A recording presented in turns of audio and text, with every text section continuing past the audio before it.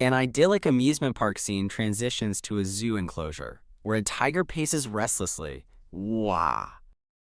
A dirty mop cleans the floor of an animal enclosure, marked by a prominent danger sign warning to beware of predators. A zookeeper diligently mops the enclosure, framed by a chain-link fence under a bright sky. The zookeeper grins, feeling lucky to be temporarily in charge of the predators, reassuring his senior that it's fine.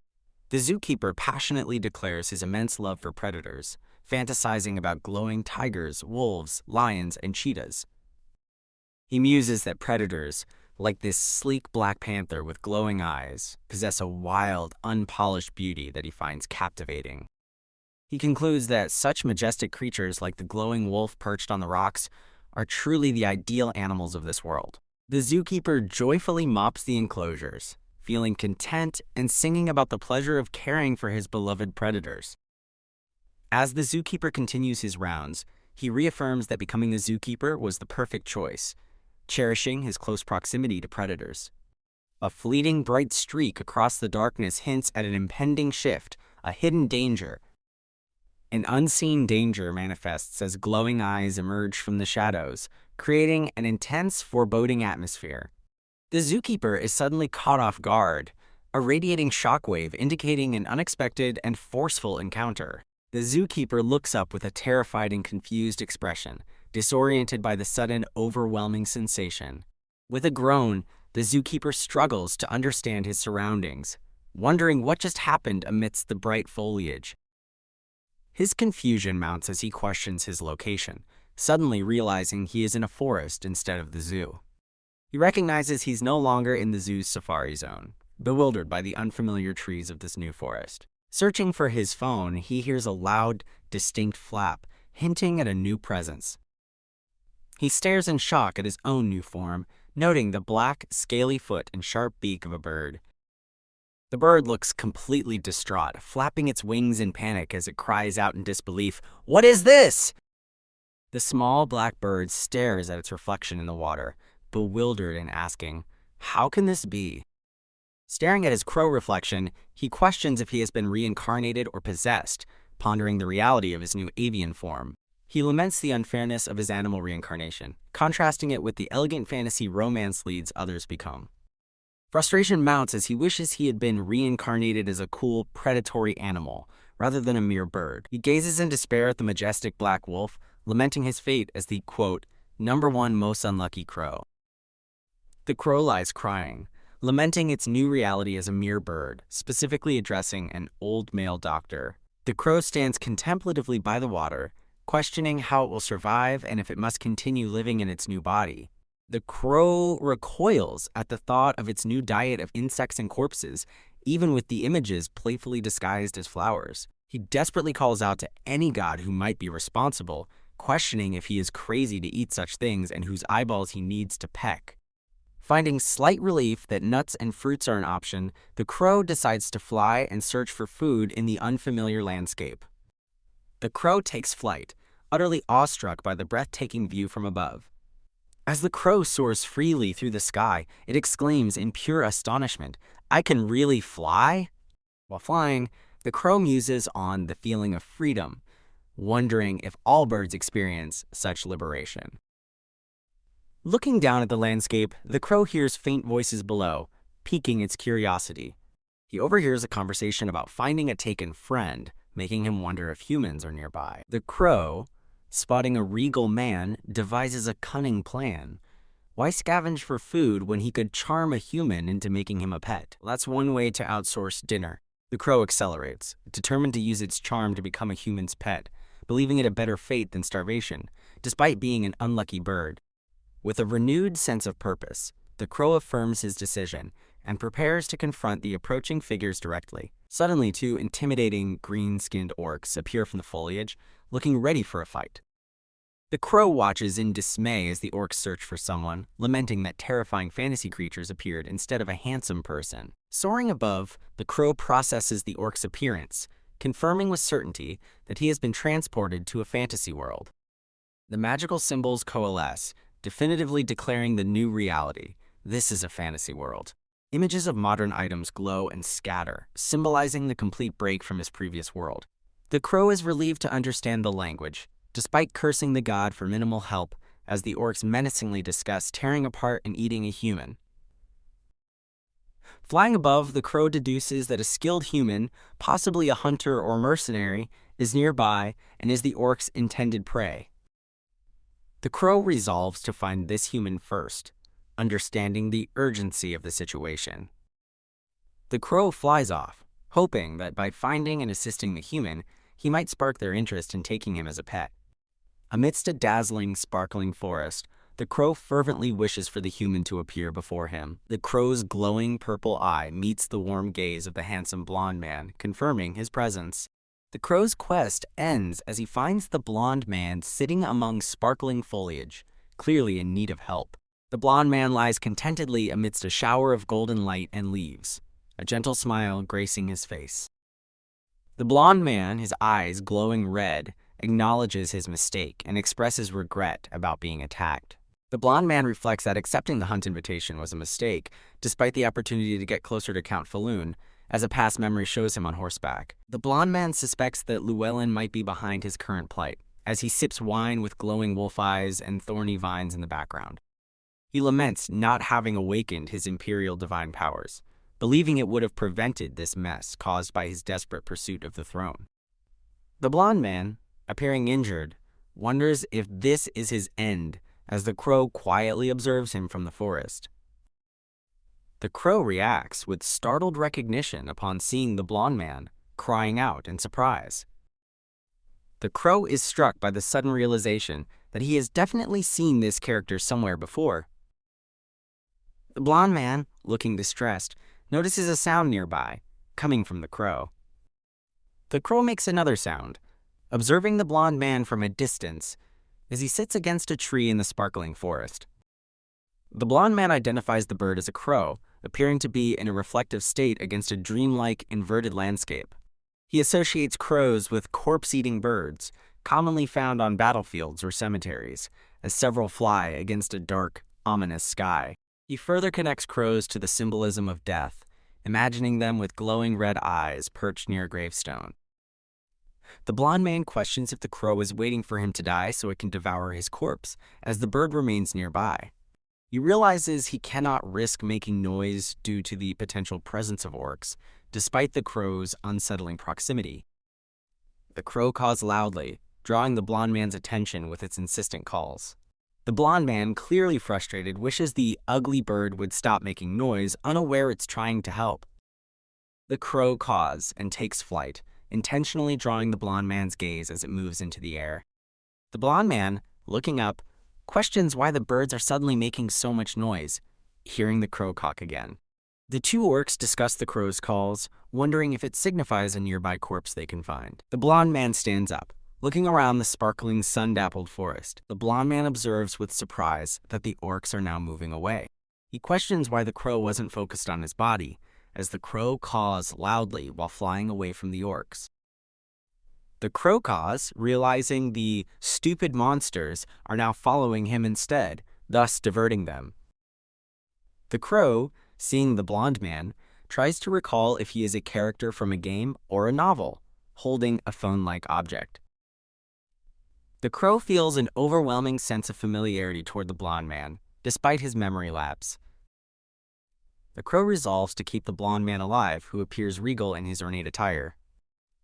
The crow blushes, defensively insisting he's not helping the handsome blonde man just because of his looks. The crow rationalizes his help as the only clue he has in this new world, as the orcs continue to follow, wondering how far the crow is leading them. The crow flies high above a cliff, reflecting that he's now quite far from the blonde man, as the orcs realize they've been led to a sheer drop. The crow internally mocks the orcs, calling them stupid idiots for chasing a crow and losing track of the human. The crow ponders whether he should go find the blonde man again, soaring over a bright, expansive forest. The crow notices the blonde man's bleeding is far more severe than he initially thought, leaving a clear trail of blood. The crow observes the extensive blood trail, realizing the blonde man's excessive bleeding is a greater threat than the orcs. The crow decides to search for herbs that can help stop the blonde man's bleeding, looking determined. The crow admits he's not an expert on herbs, emphasizing his specialty is animals, as animal sketches surround him. The crow realizes his crow instincts allow him to distinguish edible from inedible grasses, but wonders if human physiology will respond to a bird's remedy. The crow decides to prioritize finding the herbs first and worry about their efficacy later, shaking his head. The crow asserts he has no time for hesitation and must act immediately to address the critical situation. The blonde man approaches a glistening stream, preparing to cleanse his wounds. The blonde man emerges shirtless from the sparkling water, droplets clinging to his body. He sighs in relief, appreciating the peaceful forest surroundings after his ordeal. He feels fortunate to have found a nearby place to wash his wounds, wiping himself with a cloth.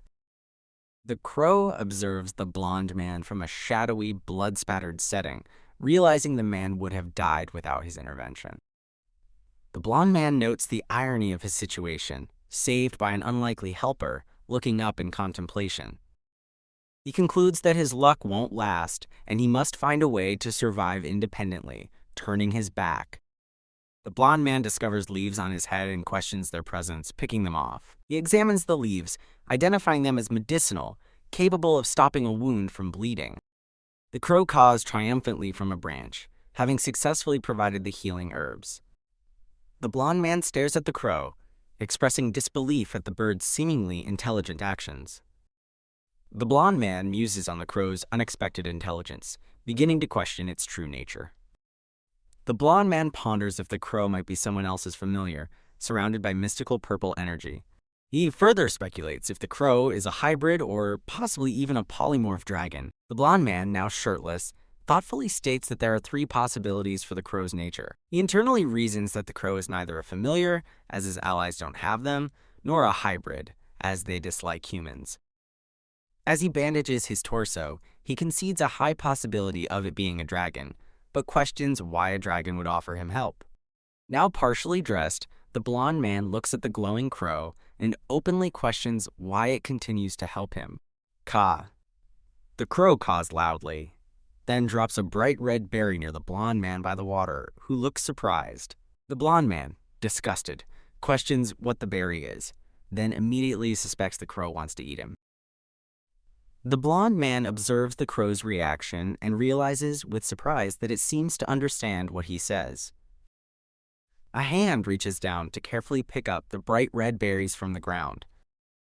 The blonde man stands contemplatively against a sparkling golden background. He smiles softly, surrounded by golden light and delicate white roses, showing a moment of calm. A decorative floral frame announces the start of their cohabitation. Many panels show the crow finding fruit or medicinal herbs and warning the blonde man about dangerous creatures nearby. The blonde man, now with longer hair, sits by a campfire, cooking fish and rabbits that he caught and shared with the crow. The crow happily cries as it eats a fish, relieved to avoid insects, and concluding that helping the blonde man was a good decision. The crow flies above, observing the blonde man walking towards a cave entrance, signaling that they have mutually supported each other and are ready for the next step. The blonde man smiles broadly, extending his hand and calling out a name, Reinel! The blonde man, now dressed in more regal attire, looks fondly at Reinel, who is perched on his arm, having just been given its name. He reflects on his past self, guarded and dark, contrasting it with his current soft expression when looking at Reinel.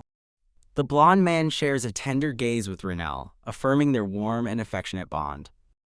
Reinel blushes intensely, fantasizing about the blonde man as a famous idol, feeling like it has hit the jackpot. Reinel gushes internally over the blonde man's incredible handsomeness, joking that it's cheating and a sin if he smiles carelessly. The blonde man reaches down to pet a shadowed Reinel, internally concluding that the crow is having a, quote, complete misunderstanding about their dynamic. The blonde man gently pets Reinel, who clearly enjoys the attention, and he states, "You like being pet, Reinel." The blonde man recalls his past, where he was surrounded by shadowy figures and thorny vines, symbolizing those who tried to trick or betray him. He holds Reinel, feeling a refreshing sense of ease and comfort that he had never experienced with others. He somberly remembers the knights who sacrificed their lives to protect him, depicted by swords thrust into the ground. He envisions the many citizens who will suffer under Llewellyn's tyranny, represented by reaching hands in a dark void. A menacing image of Llewellyn appears, reinforcing the blonde man's resolve against his tyranny. The blonde man emphatically declares his urgent need to return to the imperial palace. The grand imperial palace shines brightly, representing his ultimate destination and goal. He realizes that returning to the palace now would be futile, as Llewellyn would have already seized power by announcing his death or disappearance. The blonde man, seen from behind, states his critical need to awaken his imperial power. The true proof of imperial lineage is dramatically revealed, the power to shapeshift into a wolf. A glowing golden outline of a wolf emerges amidst swirling energy, symbolizing the awakened shape-shifting power. Feathers drift through a vibrant golden sky over a lush green landscape. Reinel considers searching for more medicinal herbs before nightfall, but then notices something shiny in the distance. Reinel looks out over the forest, spotting a dazzling glowing blue object far below. Reinel questions if the distant glimmer is a jewel, admitting it cannot see it properly because it is so far away. Reinel questions why there's a jewel in the forest and decides to keep looking for herbs, but then instinctively recoils, overcome by a sudden compulsion to go after it. Reinel dives rapidly towards the glowing jewel, overwhelmed by its crow instincts despite its clear distress. Reinel clumsily holds the jewel, feeling immense shame as its crow instincts take over, desperately asserting its human identity and begging for its dignity back. Reinel holds the glowing blue jewel, feeling an overwhelming sense of familiarity and wondering if she has seen it somewhere before. A jolt of memory strikes Reinel as its eye widens in shock, exclaiming, "I remember." The mystical, leaf-shaped blue jewel is revealed to hold immense power capable of awakening a character. The jewel, identified as the Crowban Rock on a phone game screen, is revealed to be a critical, one-time item that alters the game's ending based on who receives it. Clang. A game mechanic is revealed. Giving the Crowban Rock to a character with low interest will kill them, leading to the player's imprisonment for murder. A woman cries out in extreme frustration, lamenting the game's unreasonable settings and the recurring barred window ending as death icons fill her phone screen. A background of pink game controllers and discs appears as the narrator wonders why she didn't remember this oddly made game sooner. Reinel the Crow has a sudden flashback, realizing the glowing jewel is from a game it played 3 years ago. Caw. Reinel caws loudly, unleashing a furious curse at the damned bastard of a god for its predicament. Ka. Reinel continues its angry tirade against the god for putting it in a forgotten shoujo game with vague memories, as the god appears amused. Reinel realizes the only upside is that it has finally remembered the identity of the blonde man it saved. The blonde man is revealed as Wafrik Ebel de Carmund, a sub-character capable of becoming a target character. His full title is unveiled, the Crown Prince of the Bulfric Empire. Reinel understands it has been transported to this world during Carmut's early reign as the first prince. Reinel recalls that during this time, Carmut was unawakened and endured many hardships. Reinel recognizes its role in this world, to give Carmut the chance to awaken with the jewel. Pat. Reinel resolves to give the glowing blue Crowban Rock to Carmut immediately. Carmut looks surprised, questioning Reinel about the mysterious object it has brought him. Caw. Carmut, holding the rare Crowban Rock, wonders if Reinel is a dragon or prophet, while Reinel caws happily, seeking praise. Carmut silently contemplates the jewel, understanding that consuming it will alter his destiny. Carmut weighs his perilous options, overcoming his desperate situation, or dying from the jewel's overwhelming power. Carmut stands, preparing to make the profound choice regarding the luminous jewel. Carmut looks up, steeling himself with fierce determination for the impending transformation. Carmut addresses Reinel, calling out its name in a serious tone. Carmute clutches the glowing jewel, telling Raynell with a determined smile to go live freely if he perishes.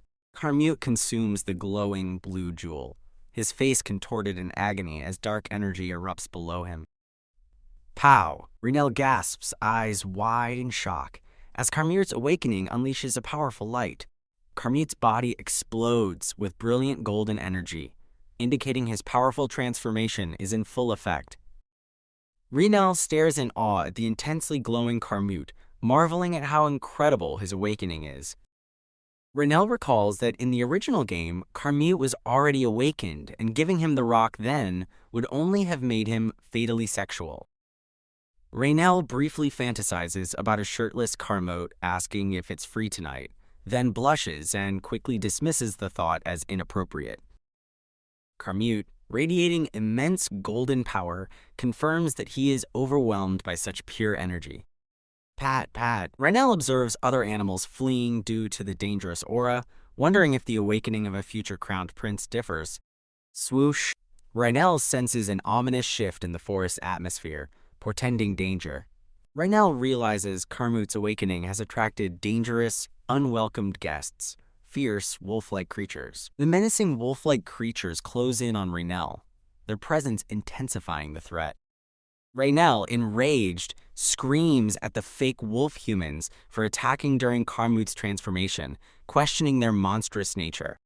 Raynell considers running away, rationalizing that Carmute's successful awakening means it is no longer needed beside him. A memory of Carmute smiling and telling Raynell, "If I die, live freely," flashes through its mind. Raynell reacts with distress and exasperation, questioning why Carmute would utter such a crazy sentiment. Pat, pat. Raynell defiantly caws at the monsters, challenging them to come at me all at once and declaring they will all die. Pat, pat. Grr. Raynell cries in fear but resolves to endure until Carmute's awakening is complete, despite the approaching monsters. Carmute screams in pain, golden lightning crackling around him as his awakening intensifies, tears visible on his face.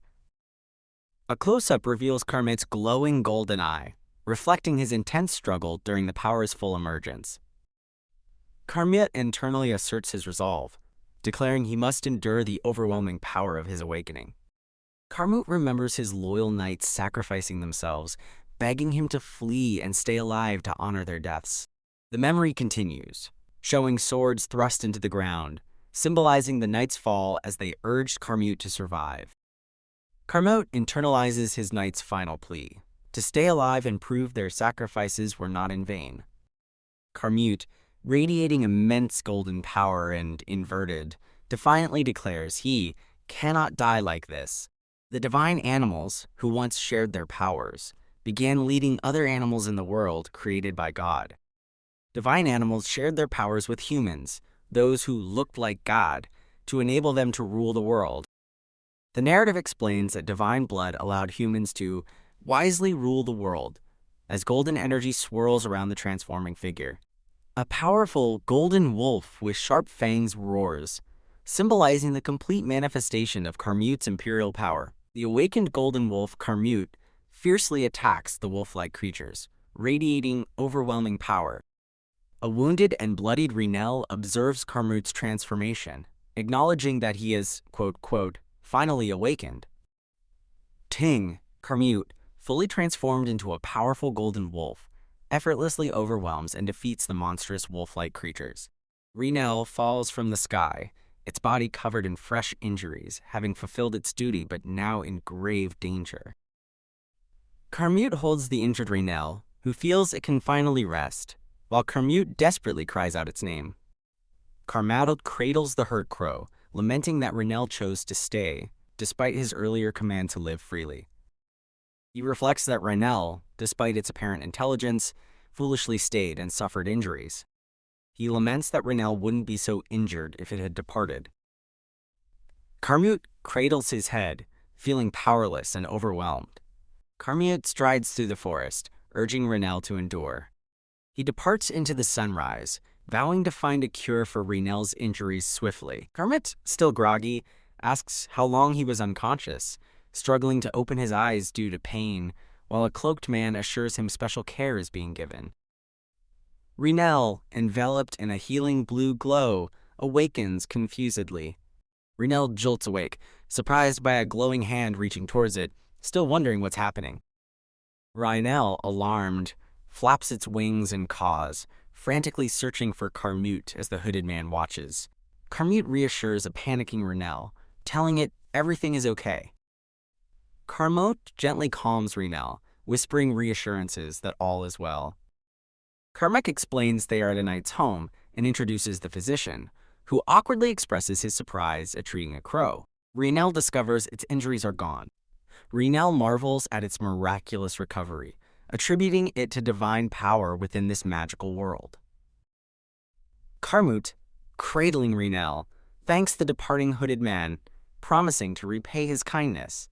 Carmute sighs, showing a mix of weariness and relief. Carmute holds Reinel close, expressing immense relief for its safety. Reinel, overwhelmed by Carmute's tenderness, screams that he's deliberately trying to make its heart burst. Overwhelmed, Reinel, a perpetual single, feels it's losing its mind due to the affection, craving its human dignity back. Reinel despairs over its crow form, realizing love from Carmute is pointless if it remains a pet, not a human.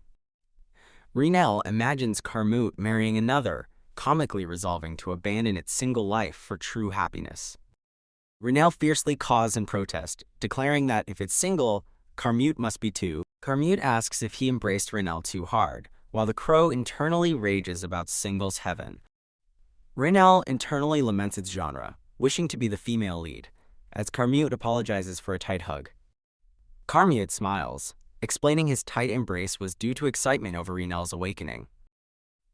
Carmute sincerely thanks Reinel, acknowledging it saved his life. He reflects on Reinel's ongoing assistance, especially with the Crowbone Rock. He acknowledges that Reinel enabled his awakening. Carmute expresses profound gratitude, apologizing for endangering Reinel and promising to repay its kindness fully.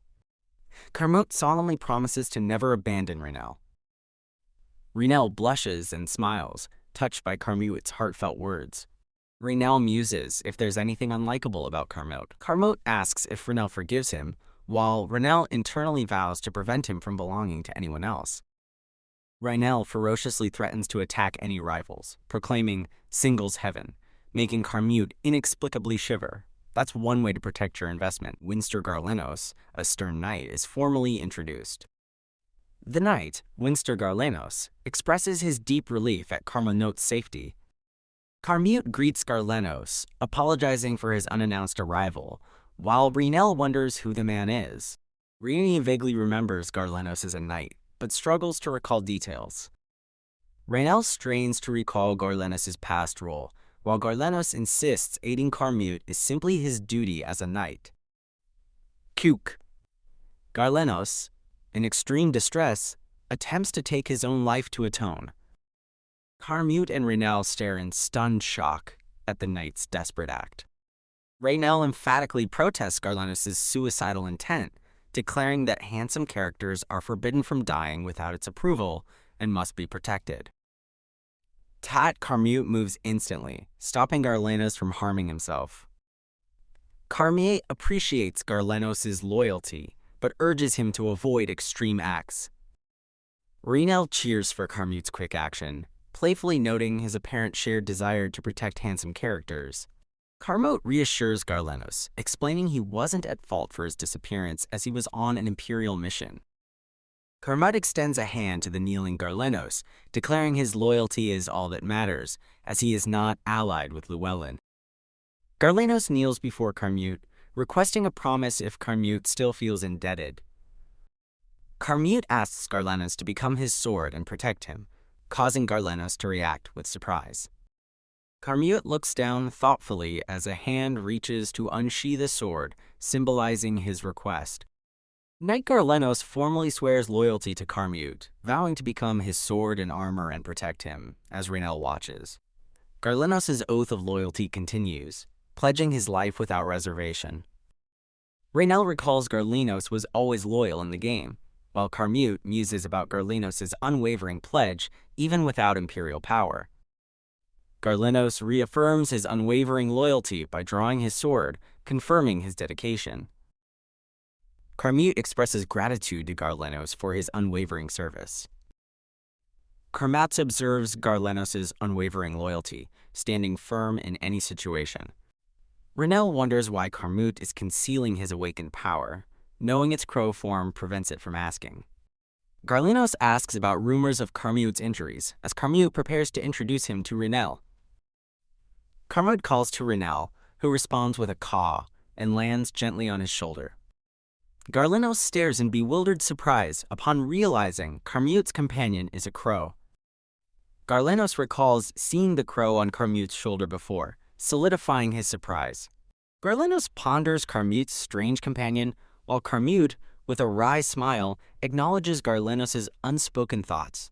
Carmute praises Renel for diverting orcs and finding medicinal herbs, making the crow proudly caw. Carmute declares Renel saved his life, prompting Garlinos to acknowledge the crow's importance. The narrative reveals Prince Carmute's reputation for perfection, always caring for his people and never showing weakness.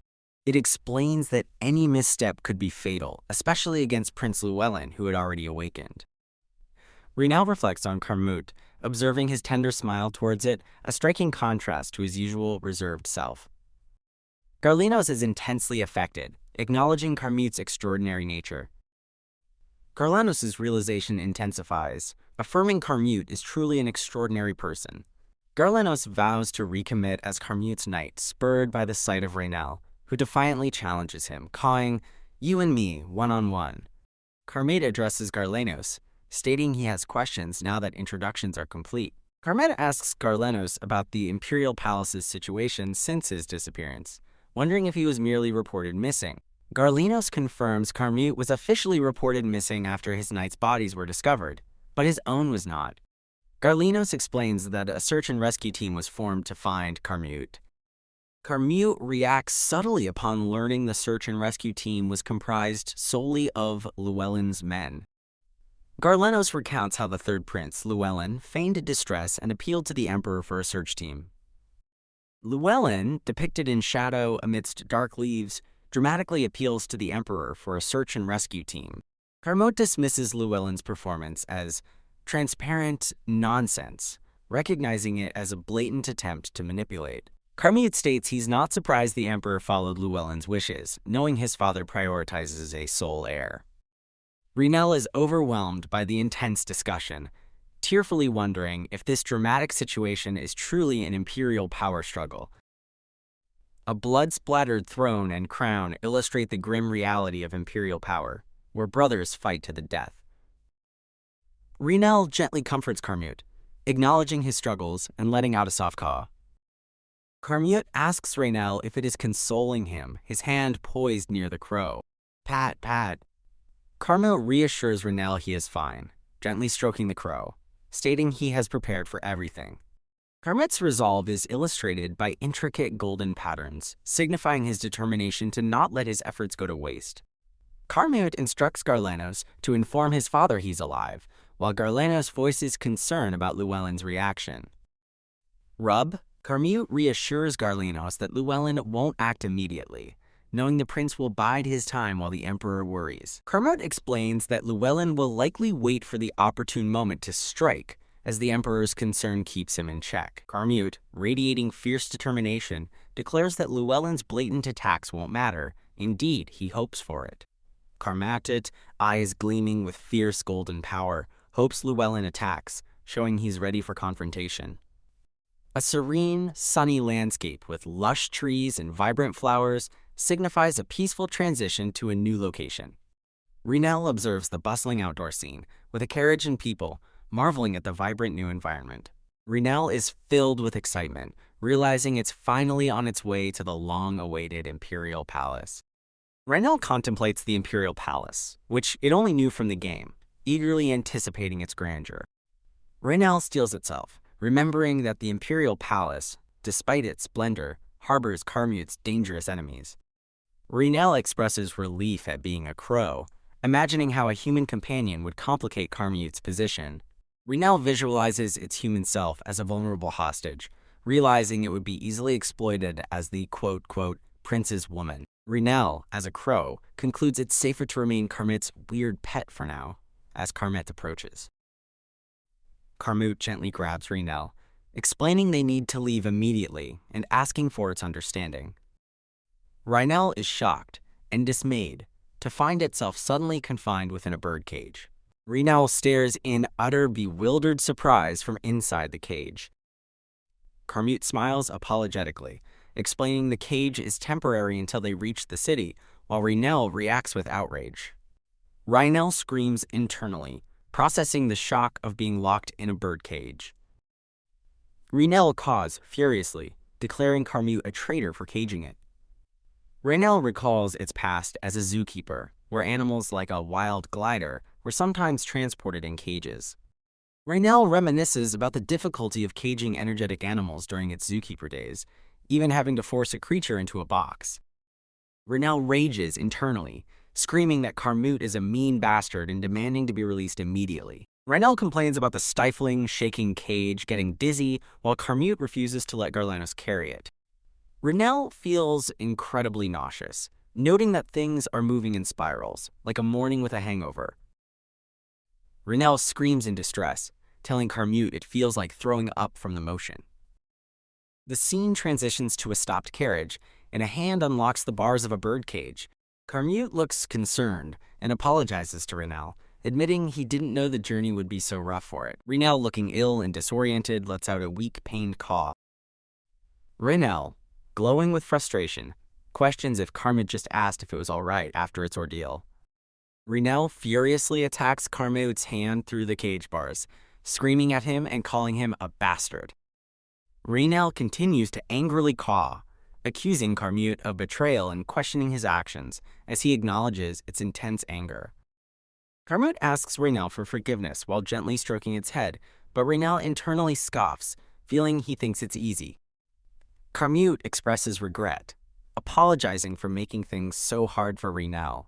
Carmut admits he couldn't bear to return to the palace without Reinel, gently patting its head as it sits on his lap. Reinel, touched by Carmut's sincerity, realizes it no longer cares about his true identity. Carmut declares that Reinel's origin doesn't matter. It is his lucky charm. Carmut looks down at Reinel, preparing to express a profound request. Carmut leans in close to Reinel, pleading with it to never leave his side. Reinel reacts with stunned surprise to Carmut's unexpected intimacy. Reinel's mind is completely overwhelmed as it realizes Carmut just kissed it. Carmut, with Reinel still on his lap, explains that enemies will be everywhere once they enter the palace. Carmut reveals he will need to constantly question who to trust and who to monitor within the palace's treacherous environment. Carmut stands surrounded by menacing thorns and shadowy figures, symbolizing the pervasive dangers of the imperial palace. Carmut confides that Reinel is the only one he can fully trust, as Reinel looks up at him. Reinel realizes Carmut is sharing his vulnerability because, as an animal, it cannot speak and will only listen. Carmut and Reinel sit together in a peaceful moment of companionship, surrounded by soft, glowing flowers. Reinel reflects that if it were human, it probably wouldn't get to see this intimate side of Carmut. Reinel inwardly promises to always stay by Carmut's side, despite feeling limited in its crow form. Reinel, surrounded by a soft, ethereal glow, makes a heartfelt vow to always stay by Carmut's side. Carmut thanks Reinel for understanding, as Reinel internally blushes fiercely, glad its flushed face is hidden. The grand, sparkling imperial palace is revealed as the carriage finally arrives at their destination. Reinel gazes in awe at the magnificent imperial palace, letting out a surprised caw. Carmut asks Reinel if it likes its new room, showing off the opulent imperial chamber. Reinel, eyeing the sparkling treasures, considers stealing something, then wonders about the value of everything in the room. Reinel scolds itself for nearly succumbing to its crow instincts, reminding itself to act like a human. Carmut informs Reinel he must leave briefly to attend to some urgent matters. Carmut instructs Reinel to stay put in the room due to potential danger, and Reinel agrees, hoping he didn't notice its drooling. Carmute departs, instructing a male servant to take good care of the crow, and the servant acknowledges the order. Carmute sternly warns the servant that if he treats Rainel roughly, he will learn how scary Carmute can be. The male servant appears stressed and overwhelmed by Carmute's intense instructions regarding the crow. The servant laments his bad luck, being forced to care for a bird of death and unable to escape due to the prince's orders. The servant hesitantly offers food to Rainel, wondering if simply feeding it is all he needs to do. An author's note reveals cute, worm-like creatures are drawn to protect readers' eyes, likely the worms Rainel will be offered. The servant nervously offers food to the caged crow, believing worms should suffice for birds. Rainel internally screams its extreme displeasure and hatred for being confined. Carmute is startled, wondering if he heard Rainel screaming, prompting an internal plea for him to hurry back. Carmute expresses worry about Rainel despite their short separation, deciding he must finish his work quickly and return to the crow. Prince Llewellyn appears with a chilling smile, proclaiming his surprise that Carmute is alive, surrounded by thorny red plants. Llewellyn, glowing with awakened power, declares that the time has come, while Carmute calmly greets him, acknowledging their reunion.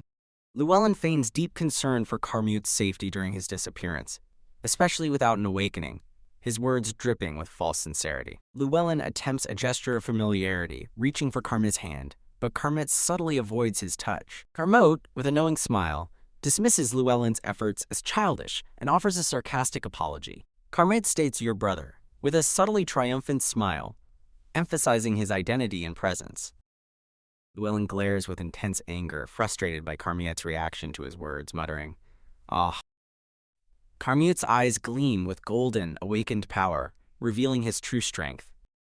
The narrative explains Prince Llewellyn's public support stems solely from his status as an awakener, as he stands proudly with a wolf-like aura. Llewellyn is depicted in a lavish setting, described as becoming arrogant and naive due to his self-satisfaction and lack of self-development. Carmute and Llewellyn face each other in a grand hall. As the narrative reveals, Llewellyn is unaware that Carmute has also recently awakened. A dramatic bubble emphasizes that Llewellyn has not yet secured the right to succession because he underestimates Carmute's awakened state. Carmute, with a hint of a smirk, reflects that he will endeavor to understand his younger brother's mischievous pranks in the future. Carmute mockingly thanks Llewellyn for his supposed efforts in the search team, then apologizes for rendering them all for nothing, leaving Llewellyn confused. Carmute calmly suggests they postpone their conversation, stating he must now meet their father, and walks away. Carmute strides confidently through the opulent imperial palace, his presence radiating power and determination. Carmute's internal thoughts reveal his anticipation, stating that things will become interesting for Llewellyn now.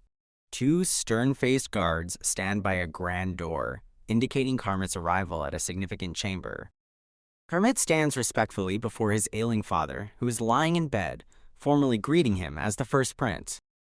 His father acknowledges Carmute's return from being missing, expressing relief that he is safe. Carmute, standing over his father's bed, states his health is unchanged and suggests they dispense with pleasantries. Carmute's father, with a contemptuous expression, calls him a good-for-nothing who has finally emerged. His father chastises Carmute, attributing Llewellyn's backstabbing actions to Carmute's character. Carmute internally acknowledges his father knows of his awakening, grimly noting that his father's machinations paradoxically led to it. Carmute, with a sarcastic smile, muses about working hard to avoid being foolish anymore, while his father lies unmoving. Carmute gently takes his father's hand, urging him to relax, and promises to solidify his claim to the throne. His father, looking up, provocatively asks if Carmute will not visit the Empress, whom he supposedly misses. His father declares that Carmute should remain as he is until only one survives, emphasizing the brutal nature of the succession. His father questions if he ever raised Carmute without arrogance, implying a mistake in his upbringing as Carmute stands over him. His father warns Carmute that if he doesn't succumb to his illness, the methods of succession would be manipulated beyond his imagination. Carmute turns and walks away from his father's bedside, leaving him to his words. Carmute bids his father farewell, stating he will excuse himself from the room. A close-up of Carmut's father lying in bed, his expression unreadable, surrounded by a luxurious decor. Carmaid's father, still in bed, expresses approval of Carmaid's spirit, acknowledging his newfound determination. The father looks at a portrait of a woman, wondering what expression Carmut would make upon seeing her. The father explains that wolves devote their lives to a single companion, suffering anxiety and death if separated by unforeseen events. The father, lying in bed, concludes that wolves die of anxiety when their companions are lost, linking this sentiment to his thoughts on Carmut and the woman. A radiant, golden image depicts a regal man and woman, likely the king and empress, symbolizing the profound bond mentioned by the father. Reinel lets out weak, painful groans from inside its cage. Reinel's stomach growls loudly, as it feels immensely hungry and starved within its cage. Reinel laments Carmut's prolonged absence, noting bird's rapid digestion, feeling as though it hasn't eaten in days and desperate for food. Reinel rages at Carmut for providing only insects, while the servant wonders why the crow isn't eating, as Reinel internally fears starvation. Reinel cries out mournfully, desperately wishing for Carmut to return and comfort it. A visually appealing array of cheerful, worm-like creatures are displayed, the food offered to Reinel. Reinel, looking famished with wide eyes and drooling, cautiously considers eating one of the worms. Reinel, contemplating the worms, wonders if it should eat them, reasoning it possesses crow organs anyway. Reinel, in its imagined human form, screams, "Human punch," and rejects the thought of enjoying insects, comically hitting itself. Reinel struggles with its hunger, fearing it might lose its humanity and be forced to eat insects if Carmut doesn't return quickly. Carmut arrives looking distressed and asks Reinel if it is hungry, recognizing its discomfort with the insects. Reinel joyfully calls Carmut's name, prompting Carmut to scold the startled servant and immediately order meat and fruit for the crow. Reinel happily eats the new food, including desserts, vowing to protect its humanity from crow instincts. Carmut gently calls Reinel over to him, asking it to come after it finishes eating, piquing the crow's curiosity. Carmut opens an ornate box, revealing it contains a celebratory gift for Reinel's arrival at the palace. Carmut proudly presents a box overflowing with sparkling jewels, inviting Reinel to take as much as it desires.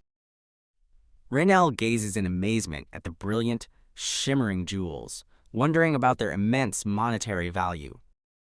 Reinel, standing beside the treasure, feels a touch of self-pity, considering itself merely an ominous crow and a mere bird. Reinel wishes Carmut's lavish affection were for it as a human, dismissively labeling the current situation as falsehood. Reinel resigns itself to its crow form, acknowledging it wasn't reincarnated as a human in this webtoon, and deciding to give up on that dream. Carmut, pleased, asks Reinel how it likes the sparkling treasures, while Reinel internally marvels at its incredibly improved luck. Carmut kneels, holding out his hand, as Reinel appears to drop a small red gem into it. Carmut grins, delighted, as Reinel gives him a small red gem, internally calling it, "My child's toy as a gift." Carmut internally declares Reinel is becoming increasingly lovely and vows to make it the national bird once he becomes emperor. Carmut embraces Reinel, who internally urges him to love it more, basking in his affection. A serene imperial garden with sparkling fountains and colorful flowers is showcased. Buzz buzz. Reinel joyfully flies through the garden, savoring the refreshing freedom of being in an open space after being confined. Reinel thinks that, while Carmut's room has its appeal, it's still good to come out for a walk and explore. Reinel soars happily with another crow, while a uniformed guard below looks up in shock and dismay. The guard laments the bird of death in the garden, resolving to chase it out quickly with his broom to avoid his captain's wrath. A gloved hand unexpectedly grabs the broom, stopping the guard from chasing the crow. Carmut appears, instructing the surprised guard that he no longer needs to chase crows from this garden. Carmut warns the guard that he treasures the bird and will not tolerate any harm to it, prompting the guard to nervously affirm he understands. The overwhelmed guard expresses his confusion about the strange preferences of high-status people before rushing off to other duties. Carmut reflects on Reinel nearly getting hurt, realizing he must limit others' knowledge of her to keep her safe. Carmet considers how to establish a clear sign to others that Reinel is not to be treated harshly. Carmet walks purposefully through the palace grounds, sensing someone approaching him from the distance. Llewellyn, with a knowing smile, greets Carmut, expressing feigned surprise at finding his, quote, Hyungnim.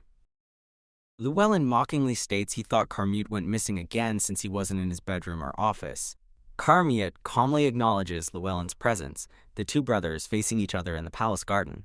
An internal thought condemns someone as an unlucky bastard for being so predictable and easy to see coming. Carmut sarcastically tells Llewellyn he has too much free time and expresses feigned upset about Llewellyn treating him harshly during, quote, sibling bonding time. Llewellyn accuses Carmut of only adoring their youngest sibling, Sephia, implying Carmut finds him less appealing now that he's grown. Sparks of awakened power visibly fly between the two princes, and Reinel, watching from below, nervously senses the intense atmosphere. Llewellyn suggests they stop beating around the bush, stating he heard, quote, something very amusing, prompting Carmut to inquire further. Llewellyn reveals that their father stated Carmut would firmly secure the right of succession, framed by an ominous, glowing aura. Llewellyn directly confronts Carmut, asking if it is true that he will secure the right to succession. Carmut, with a confident smile, confirms the news and suggests it's time to slowly settle the succession. Carmut declares that they will now determine who will become the next crown prince. The scene turns grim, with Llewellyn surrounded by thorns, emphasizing that the succession will also decide who will die. Llewellyn laughs maniacally, scornfully calling Carmut a, quote, lowly peasant who hasn't awakened, unaware of Carmut's true power. Carmut, with a smug smile, retorts that despite Llewellyn's awakening, he hasn't fully secured the right to the throne, so he shouldn't be speaking so confidently. Carmut criticizes Llewellyn for failing to appease the nobles during his missing period, implying Llewellyn's sole achievement is his awakening. Reinel, wearing sunglasses and munching popcorn, views the escalating confrontation as a dramatic throne fight from a show. Carmut steps closer to Llewellyn, telling him to think about it, intensifying their confrontation. Carmut promises to explain things more simply next time, but an enraged Llewellyn demands they decide the right to the throne. Here! Llewellyn unleashes his awakened power, his eyes glowing and claws extended, prepared for a violent confrontation over the throne. Llewellyn smirks, anticipating Carmut's reaction, while Carmut reacts with surprise as Llewellyn's wolf-like awakened power manifests. Llewellyn, in a large wolf form, snarls down at Carmut, disdainfully commenting on Carmut's size as blood-like streaks appear. Carmut's golden eyes glow as he internally wonders how to deal with Llewellyn's transformed state. Llewellyn's wolf form lunges at Carmut with energy, Carmut deflecting the powerful attack. Whoosh! The wolf's glowing eyes are followed by a blurred image of Carmut, who expresses concern and calls out Reinel's name. Reinel, the crow, attacks Llewellyn's wolf form, causing blood to splatter in the garden. Llewellyn's wolf form is hit and collapses, purple energy radiating from the impact. Reinel, enraged and glowing purple, defiantly caws, challenging Llewellyn for attacking Carmut. Reinel bravely charges Llewellyn's wolf form, proudly proclaiming itself a resilient crow and daring Llewellyn to fight. Zap! Carmut looks on with a complex expression, realizing the true nature of his younger brother's awakened power. Carmut internally worries that Reinel is in danger, as the crow taunts Llewellyn's furious wolf form from above. Llewellyn's wolf form snarls with intense rage, enveloped in a crimson aura. Carmut unleashes his golden awakened power, forcefully striking Llewellyn's wolf form. Llewellyn coughs blood, his face distorted in pain as he reverts from his wolf-like state, defeated. Carmut stands over the defeated Llewellyn, criticizing him for losing control and acting like a mere animal. Carmut asserts the imperial family's lineage is pure, not tainted by animalistic nature, over an ethereal blue backdrop. Carmut stands with regal authority, his golden eyes glowing, embodying his imperial power amidst blue foliage. Llewellyn, still injured and enraged, curses Carmut and expresses fury that a crow dared to attack his face. Carmute mockingly agrees with Llewellyn's insult, feigning humility while Llewellyn remains on the ground. Carmute warns Llewellyn not to underestimate his strength, despite his apparent lack of a public awakening. Carmute confidently states that defeating a seemingly weaker Llewellyn is not a difficult feat, surrounded by blue thorns symbolizing their harsh rivalry. Carmute stands triumphantly over the injured Llewellyn, his powerful presence illuminated by the sun. Llewellyn struggles to rise, vowing that this defeat will never happen again. Carmute internally acknowledges his awakened power allows him to gain an advantage, but decides it's not the right time to fully reveal it. Carmute internally considers that Llewellyn gaining many followers would complicate the succession, visualized by a lavish, thorny red throne. Carmute resolves that he must solidify his own foundations before moving to eliminate Llewellyn. Carmute calls Reinel to him, contemplating his next move. Whoosh! Carmute looks sternly at Reinel, scolding the crow for its reckless actions, while Reinel appears surprised. Reinel internally wonders why it's being scolded, feeling Llewellyn was the one at fault. Carmute, with a frustrated expression, emphasizes to Reinel the extreme danger of its recent actions. Carmute explains Llewellyn's awakened state makes him dangerously high-strung, and he might target Reinel if provoked further. Reinel appears dejected and teary-eyed, feeling remorse and concern for Carmute's safety. Carmute, despite his previous scolding, finds Reinel's reaction endearing and feels a pang of guilt. Teask. Carmute steels himself, refusing to be swayed by cuteness, and reiterates Reinel's reckless behavior was unacceptable, comparing it to a past dangerous encounter. Carmute expresses his deep worry to Reinel, questioning what would happen if it were to be seriously hurt or killed. Reinel internally explains that its confidence comes from knowledge of animal behavior gained from its previous life. Reinel attributes its ability to swiftly react and defend to its inherent crow reflexes, depicted as a glowing, powerful crow. Reinel deduces that Carmute must have seen its actions as reckless, comparing it to a dog jumping in front of a bus. Reinel acknowledges that Carmute's anger is completely understandable from his perspective. Carmute gently touches Reinel's beak, and Reinel apologizes. Carmute gently strokes Reinel's head, and Reinel promises not to worry him anymore. Carmute silently considers whether his worries about Reinel are perhaps overblown or unnecessary. Carmute internally notes that if Reinel were a mythical creature, dodging Llewellyn's attack would have been trivial. Carmute questions why Reinel couldn't use its original power when it was hurt, wondering if it truly is just an intelligent crow. Carmute instructs Reinel not to overexert itself protecting him, confident in his own awakened abilities. Carmute asserts that he is now awakened and won't be easily deceived, emphasizing the most crucial point. Carmute gazes at Reinel with a subtle, protective smile, his golden eyes gleaming. Carmute declares his unwavering resolve not to lose Reinel to Llewellyn, emphasizing his deep protection for the crow. Damn it! Llewellyn, in a rage, unleashes his power, causing fiery destruction. Shit! Llewellyn's tantrum continues, destroying furniture as he expresses his furious indignation towards Carmute. Llewellyn, still in pain, struggles and coughs in the lavish room, clearly defeated. Llewellyn's internal thoughts boil with rage, condemning Reinel for attacking him. He clutches his face, furious that the bird of death dared to step on him. Llewellyn fantasizes about becoming emperor, vowing to exterminate every single crow so he never sees a feather again. Llewellyn then pauses, a thoughtful expression on his face, as if something has just clicked. He internally questions Carmute's sudden intervention in the fight. Llewellyn ponders why Carmute, who usually ignores such things, chose to get involved this time. He considers Carmute's usual indifference, especially regarding birds. Llewellyn, with a knowing smirk, decides he needs to investigate Carmute's recent actions further. Llewellyn walks through a thorny, opulent setting, then observes his own reflection, which appears more sinister and shadowy. Llewellyn, addressing an unseen subordinate, issues an urgent order as the, quote, temporary emperor for a specific item to be crafted quickly.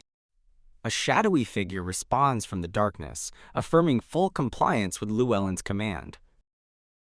A cloaked figure, adorned with a shining pendant and enveloped in purple energy, stands amidst dark foliage, possibly the recipient of Llewellyn's order.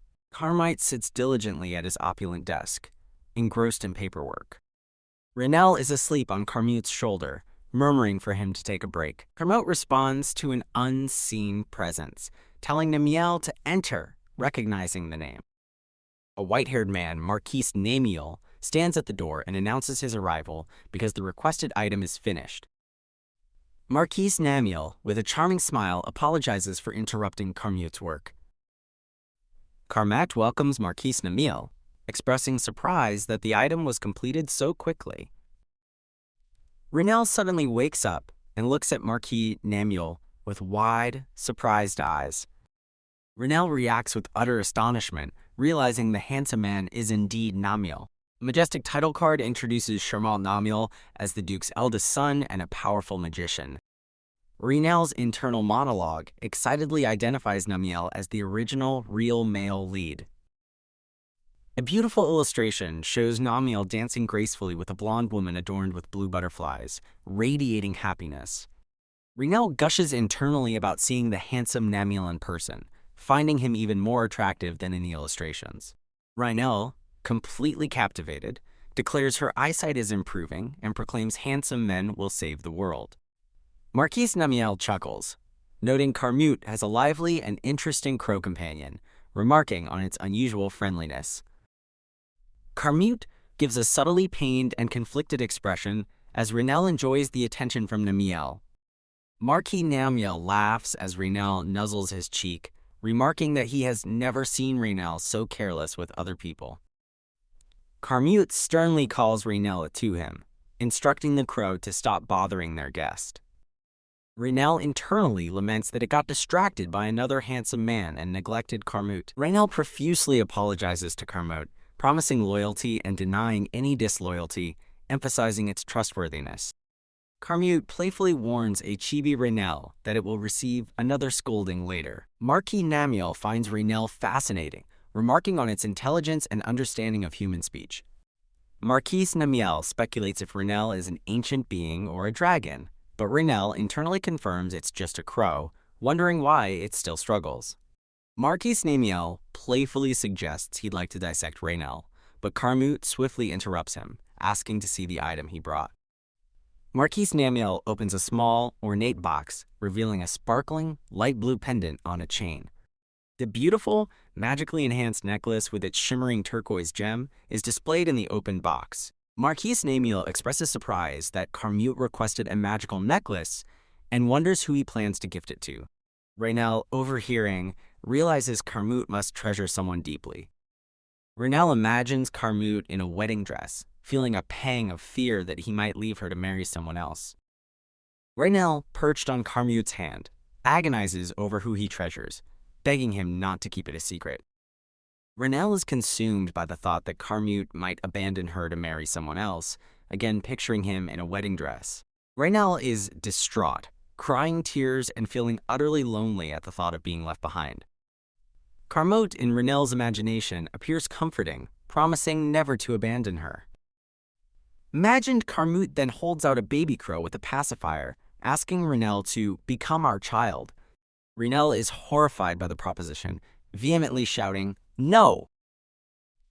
Reinel wails in despair at the idea of being a child, preferring to return to the wild, wondering if love is impossible as a crow. Reinel cries, desperately pulling at the necklace around its neck, determined not to be Carmute's kid. Carmute smiles smugly as Reinel reacts dramatically, holding the necklace that Reinel is wearing, confirming it's his item for her. Reinel is overwhelmed with joy, realizing Carmute made the custom necklace specifically for it, confirming he isn't marrying someone else. Reinel happily flaps its wings, relieved that the necklace means Carmute treasures it, not that he is leaving for another. Reinel looks surprised as the turquoise gem on its newly worn necklace suddenly gleams brightly. Marquis Namiel, smiling, correctly deduces that Carmute had him create the size-adjustable magic necklace as a gift for the crow. Carmute confirms Namiel's understanding, stating that the necklace signifies how precious Reinel is to him. Carmute tells Marquise Namiel not to give Reinel unnecessary attention, desiring Namiel's approval and not his dislike, while Reinel playfully nuzzles Namiel's cheek. Marquis Namiel agrees to bear Carmut's request in mind, acknowledging Carmut is destined to lead the nation.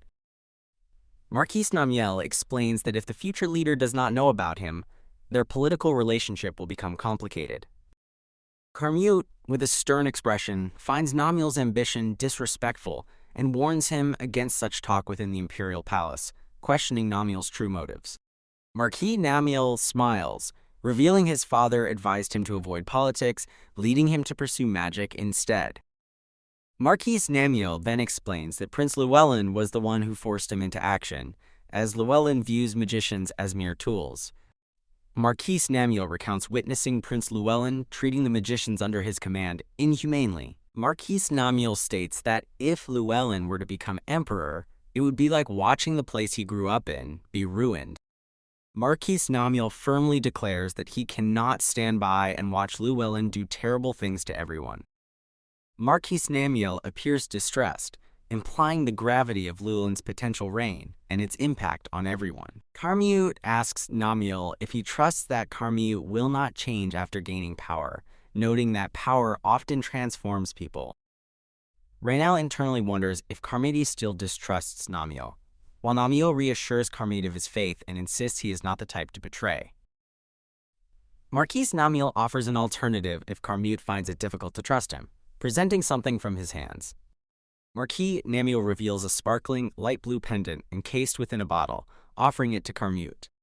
Reinel reacts with utter astonishment, recognizing the item as the Crovan Rock and questioning its early appearance in the timeline. Carmute holds the Crovan Rock, while Reinel appears momentarily frozen, and Namiel explains it is a fruit that awakens all hidden strength when eaten. Reinel realizes with dawning horror that Carmute's original awakening in the story was triggered by Namiel giving him this very Crovan Rock.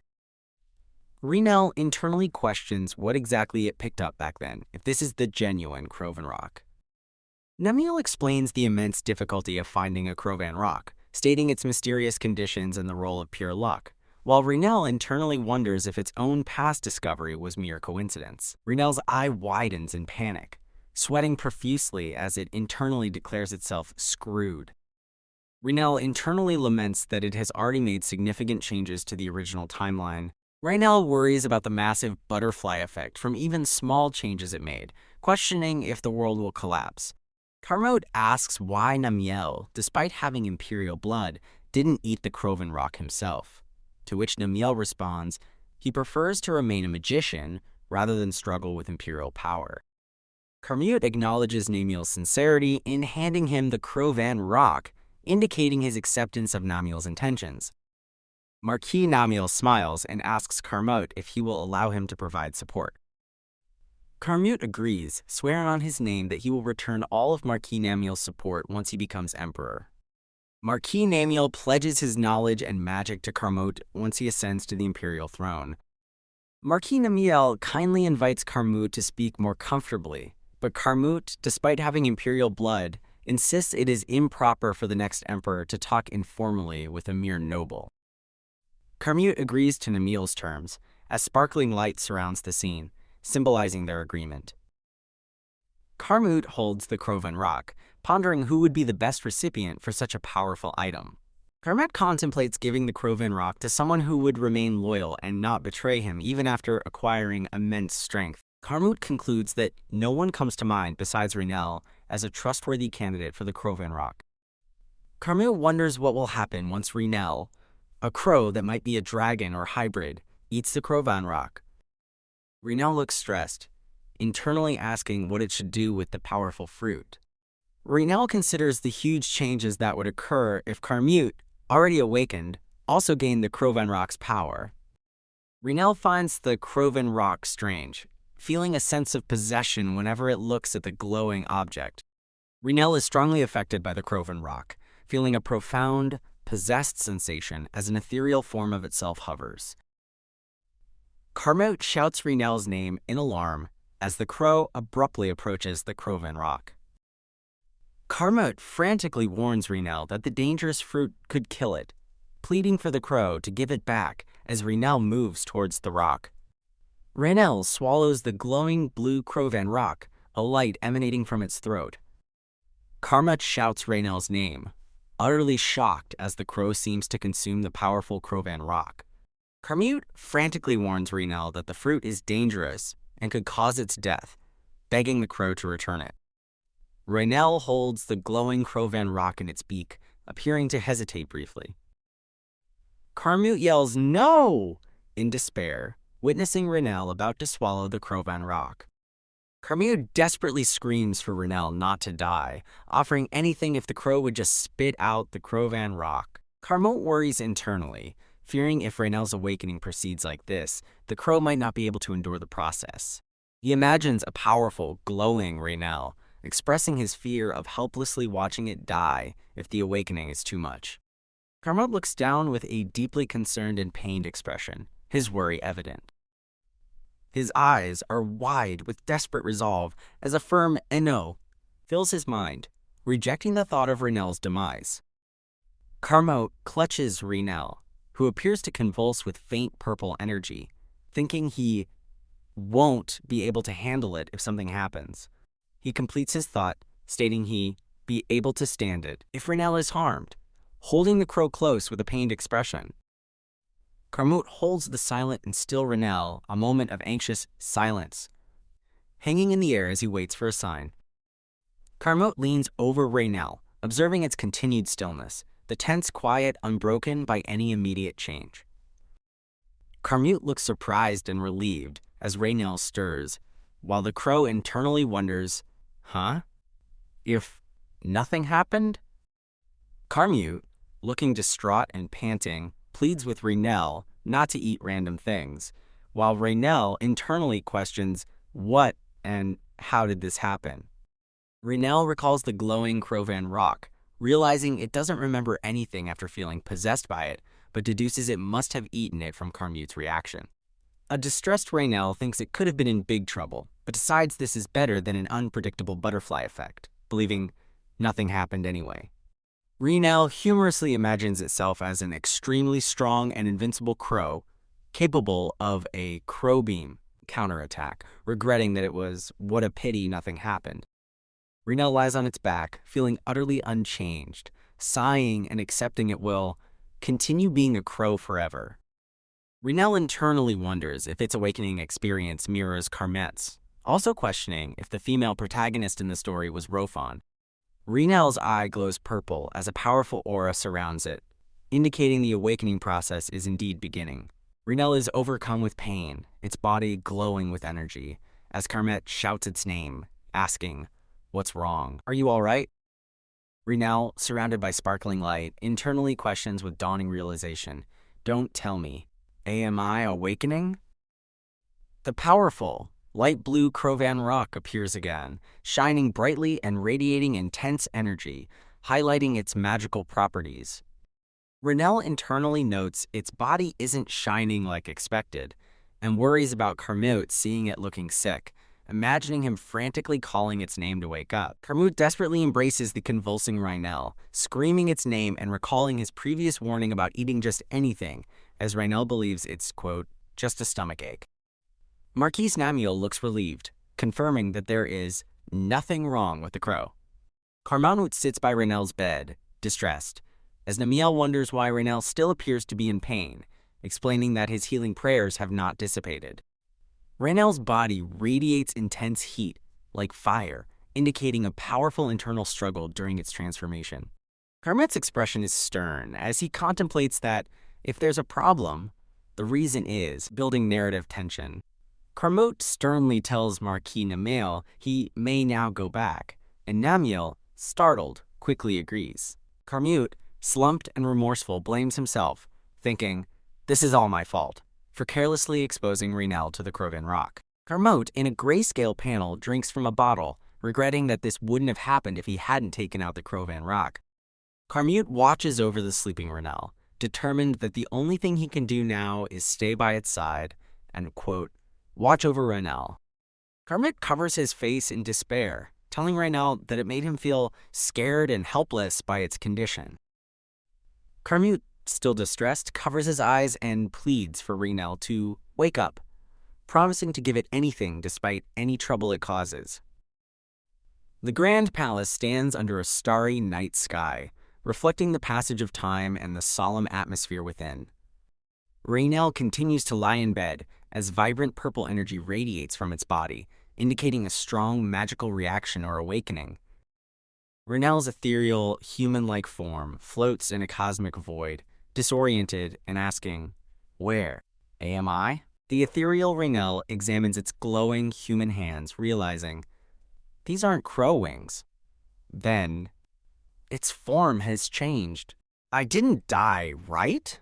said the ethereal Raynell, viewed from behind, expressing relief and surprise. "It's unfair if I just died like that." The ethereal Raynell lets out an urgs, lamenting that it still has many things to see and experience with Carmute. The ethereal Raynell senses wind swirling around it, indicating a new sensation or power in its ethereal form. A brilliant, sun-like burst of light illuminates a vibrant, ethereal forest, signifying a profound and powerful awakening or transformation. A feathery wing of profound darkness is engulfed in brilliant light, surrounded by sparkles, hinting at a powerful, possibly phoenix-like transformation. Amidst an explosion of light and energy, the ethereal Raynell appears surrounded by a massive, shadowy crow form, with feathers gently falling. A long time ago, the nearest bird to the sun, as the ethereal Raynell is illuminated, helped a wolf and became its wings. In order to prevent the living from suffering from the buildup of unmoving bodies in the face of death, a crow is depicted amidst gravestones and flowers. That bird gave birth to a bird named as the crow, showing broken, glowing eggshells in a nest and two birds flying above. The narrative concludes, stating that the Crovan rock exists so that one day the children can eat them and fly higher. The glowing rock is surrounded by cosmic energy. Raynell, fully transformed into its ethereal, human-like form, floats in a cosmic expanse, surrounded by vibrant light and energy, signifying its awakened state. Carmute stirs in bed, letting out an audible UURGH. As he slowly begins to wake from his sleep, Carmute awakens, covering his face, realizing with a start, "Oh no, I fell asleep." Carmute awakens and softly calls out Raynell's name, asking how she is. Carmute's golden eye is visible, while a delicate white feather floats, hinting at Raynell's transformation. Raynell, in her beautiful human-like form with dark, feathery attire, floats peacefully amidst an ethereal, blossoming background. Raynell's human form lies peacefully, eyes closed, surrounded by soft light and falling petals. Carmute stands over the sleeping, human form Raynell in bed, looking shocked and surprised by her new appearance. Carmute looks down at Raynell, questioning, "You?" As colorful feathers float around her glowing form, Carmute stares at the sleeping Raynell, wondering if she could be an assassin. Carmute dismisses the thought of her being an assassin, noting that her hands are too soft. Carmute further reasons that an assassin would not sleep so calmly in front of their target, as Raynell continues to slumber. Carmute's attention is drawn to the glowing blue necklace around the sleeping Raynell's neck, realizing its significance. Carmute stands over Raynell, his initial shock replaced by deep contemplation as he observes her. Carmute sees a fleeting vision of Raynell in her crow form, wearing the same necklace, and softly speaks her name. Carmute holds a dark feather, realizing its similarity to Raynell's, confirming his growing suspicion about her identity. Carmute's realization solidifies. She's Raynell, as the human form Raynell glows brightly, confirming her identity. Carmute contemplates whether Raynell gained her human form as a result of eating the Crovan rock. Raynell's purple eyes are shown glowing, surrounded by soft light, indicating she is beginning to stir and awaken. Carmute gently rouses Raynell, telling her it's not time to eat yet, as Raynell stirs, feeling confused. Raynell, now fully awake in her human form, looks startled and confused, questioning her surroundings. Raynell looks at her glowing human hands in astonishment, realizing they are no longer wings and her body has completely changed. Carmut looks surprised as Raynell abruptly sits up in bed, looking distressed and pulling the blankets, reacting to her transformation. Raynell frantically demands a mirror to see herself, while Carmut calmly tries to direct her to the exit. Carmut gently touches Raynell's shoulders, smiling reassuringly as she looks up at him with wide, purple eyes in her stunning human form. Raynell gazes at her reflection, recognizing that she looks different in her transformed human form. Raynell expresses shock at her transformed appearance, noting her doll-like face, soft skin, and shining eyes. Raynell floats in a cosmic void, surrounded by light and stars, wondering if the Krovan rock caused her immense change. Raynell questions if she has truly awakened, feeling unexpectedly weak despite her transformation, and wonders if this new form is truly herself. Raynell laments losing her past life's muscles, comically wishing for the strength she had as a human to carry animal food. Raynell humorously complains that her new, delicate body feels too weak for combat, comparing her ears to cotton swabs. Raynell decides to focus on the positives, celebrating her new human form with a burst of excited thoughts. Raynell joyfully expresses her freedom from being caged and no longer having to fight desperately for worms.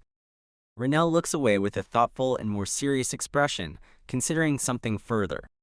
Carmut and Raynell stand close, bathed in soft light and surrounded by flowers, with Carmut smiling warmly at her. Carmut gently asks Raynell if she has finished looking in the mirror, smiling at her with tenderness. Carmut reflects on Raynell's past, understanding that she must have felt suffocated by her limitations as a crow. Carmut embraces Raynell tightly, expressing his happiness that he can finally hug her as much as he wants, as Raynell emotionally calls his name. Carmut softly says Raynell's name, expressing his happiness that he can finally talk to her freely. Raynell emotionally repeats Carmut's name, highlighting her joy at being able to speak to him freely in her new form. Carmut holds Raynell close, both appearing emotional, as he expresses his joy at being able to finally say her name freely. Carmut gently wipes tears from Raynell's face, a tender moment between them. Carmut asks Raynell if she is all right, noticing her emotional state, and she hesitantly agrees. Carmut gently inquires why Raynell is crying, wondering if her sudden transformation shocked her. Raynell internally struggles to explain her complex past as a human who became a crow in a game world, but decides it's too lengthy to tell. Raynell internally considers the unfortunate reality of Carmut being a game character, serving as entertainment for others. Raynell looks away with a tear in her eye, indicating her reluctance to reveal the truth about Carmut's nature. Raynell decides it's better to keep her true origins a secret, instead telling Carmut she was simply scared of dying from the Krovan rock's power. Carmut looks contemplative, silently processing Raynell's words. Raynell looks surprised as Carmut reveals he experienced the same fear and worry about her. Carmut explains he worried Raynell might not wake up, feeling like his world was ending, and that he even wished to suffer in her place. Carmut expresses his immense relief and happiness that Raynell not only woke up, but can now also speak to him. Carmut embraces Raynell again, conveying his profound happiness and relief that she is safe and able to communicate. Carmut embraces Raynell, expressing his heartfelt gratitude and profound relief that she awakened safely. Raynell, overwhelmed by Carmut's intense embrace, feels her heart throb with emotion. Raynell continues to be overwhelmed, letting out a series of emotional exclamations. Raynell, still in Carmut's tight embrace, wonders what to do, feeling his affection's destructive power is too much to handle even for her crow form. From Raynell's perspective, Carmut smiles charmingly, causing her to internally panic and think he's a beast. Carmut gently wipes Raynell's tears as she internally questions why he remains so handsome even when she's crying. Carmut, holding Raynell close, asks if she's uncomfortable with hugging now that she's human, while Raynell internally laments that his affection makes her feel like a beast. Raynell, in distress, feels her heart is going to burst from the overwhelming emotions. Raynell internally decides it would be better to revert to her crow form to regain her composure. Raynell has transformed back into her small crow form, perching on Carmut's leg, looking distressed. Other crows react in alarm, as Reinel herself, in crow form, cries out in confusion about why she reverted. Reinel, now a crow, rages internally, bewildered why her human form was taken away so quickly, and calling it a, quote, trial service. An absurd advertisement appears, asking Reinel to pay cash to be human for only 3 minutes, which she vehemently rejects. Well, that's one way to ruin a transformation. Kermode calmly tells the flailing crow Reinel to settle down, as she cries out to have her human body back. Kermode holds the crow Reinel, reassuring her that it's understandable to be surprised by her transformation, and that they can practice. Kermode explains he will demonstrate the transformation first, instructing Reinel to watch and follow him. Kermode transforms into a magnificent golden wolf, radiating light and power, appearing impressively, quote, good-looking. Reinel, in crow form, blushes and feels unexpectedly attracted to Kermode's handsome wolf form, despite also being labeled a, quote, beast maniac. Guess some birds really do like big bad wolves. Reinel, still a crow at the wolf Kermode's feet, admits she normally would be scared but finds his shining form appealing. The golden wolf Kermode playfully extends his tongue, startling the crow Reinel, who internally marvels at seeing a golden wolf, which is impossible in her past world. Reinel, the crow, cries out in alarm as the wolf Kermode leans in, who simply finds her reaction cute. Kermode, now back in human form, smiles at Reinel, telling her she can now perform the transformation like he did. Reinel, in crow form, looks distinctly unimpressed, thinking Kermode's method is not at all easy. Kermode wonders if his explanation was insufficient, while Reinel internally calls him a quote, quote, quote, quote, quote, genius type who's bad at explaining, affirming her affection but questioning his teaching method. Kermode further explains that Reinel should focus on the appearance she wants, contrasting it with his own desire to transform into a wolf. Reinel, the crow, questions if she simply needs to think, I want to be human, while recalling her past life's consistent thought of winning the lottery. Reinel successfully transforms back into her stunning human-like form, looking surprised and pleased. Reinel excitedly looks at Kermode, who smiles, confirming that transforming is now easy for her. A luxurious array of human dishes, including roasted meat and soup, is displayed on a dining table. Reinel happily savors the human food, exclaiming her joy. Reinel leans her face on her hands, fork still in hand, smiling contentedly amidst a glowing, flowery background, expressing profound happiness. Reinel happily eats the Crown Prince's luxurious meal, remarking on how long it's been since she had human food, while Kermode, in a chibi form, gently tells her to eat slowly.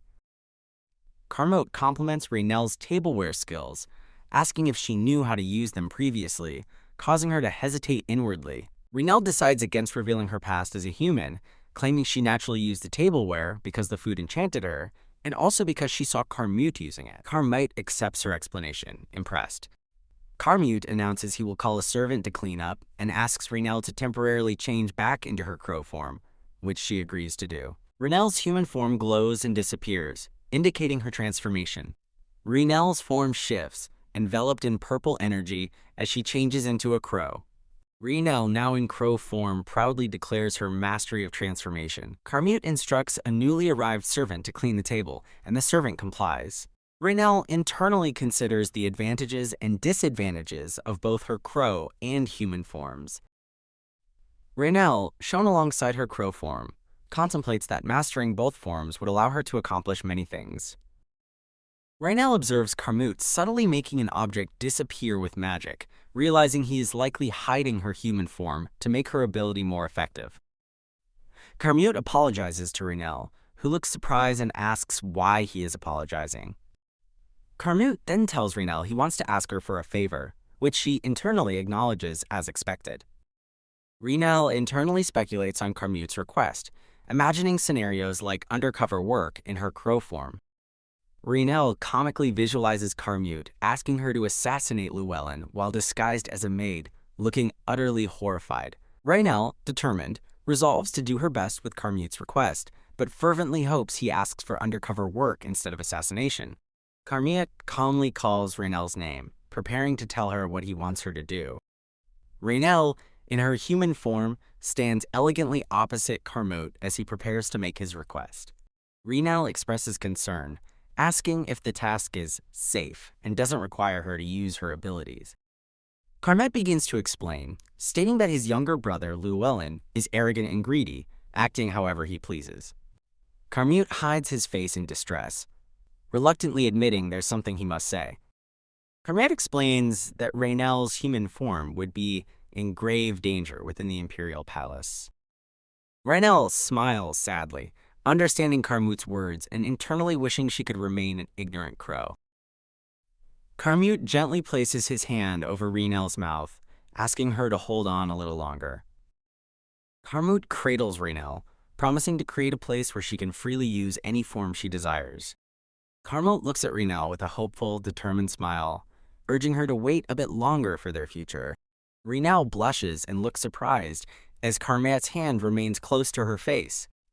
Reinal agrees to Carmet's request, stating she understands, and gently touches his arm. Reinal, with a bright smile, offers her help in exchange, hoping to expedite their goal of changing their situation, as Carmute looks at her intensely.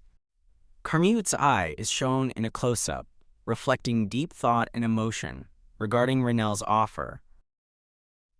Carmute agrees to Reinal's offer of assistance amidst a soft, floral background. Carmute embraces Reinal tightly, glowing with shared resolve amidst a shower of light. The moment of Carmute and Reinal embracing is seen reflected in a shimmering surface, implying observation from afar. A different man, Marquis Wilhelm, laughs to himself, commenting that the situation is more serious than he initially thought. Marquis Wilhelm, looking contemplative, gazes at the reflection of Carmute and Reinal. The scene shifts to an empty, regal room with large windows, suggesting a transition to a new setting or character perspective. Marquis Wilhelm sits slumped on a couch, questioning how his plans could have possibly failed. Marquis Wilhelm bemoans that his perfect plans were ruined, especially since the first prince should not have survived. He recalls using the absence of the loyal Winster and receiving reports that all of Carmute's knights had died. He also recollects hearing the prince was gravely injured, leading him to believe Carmute would surely die. Carmute appears in a radiant, powerful display, with text proclaiming that Bulfric Ebel de Carmute survived. Marquis Wilhelm is shocked, realizing Carmute not only survived, but also declared his intention to claim the throne. He looks distressed, admitting he no longer knows how the situation will unfold. Marquis Wilhelm, hunched over in his seat, questions if his judgment was indeed wrong. Prince Llewellyn was widely supported by nobles due to his awakening, which made them complacent about his qualifications. The text explains the wolf was a symbol of honor, and the one with the symbolic wolf's blood would found the empire. The legend's authority, it states, would prove shapeshifters as strong and free, as a tiger-like figure and another shapeshifter are shown. Carleon, a virtuous mercenary and shapeshifter representative, declares that they will not oppose the empire as long as Bulfric possesses the wolf.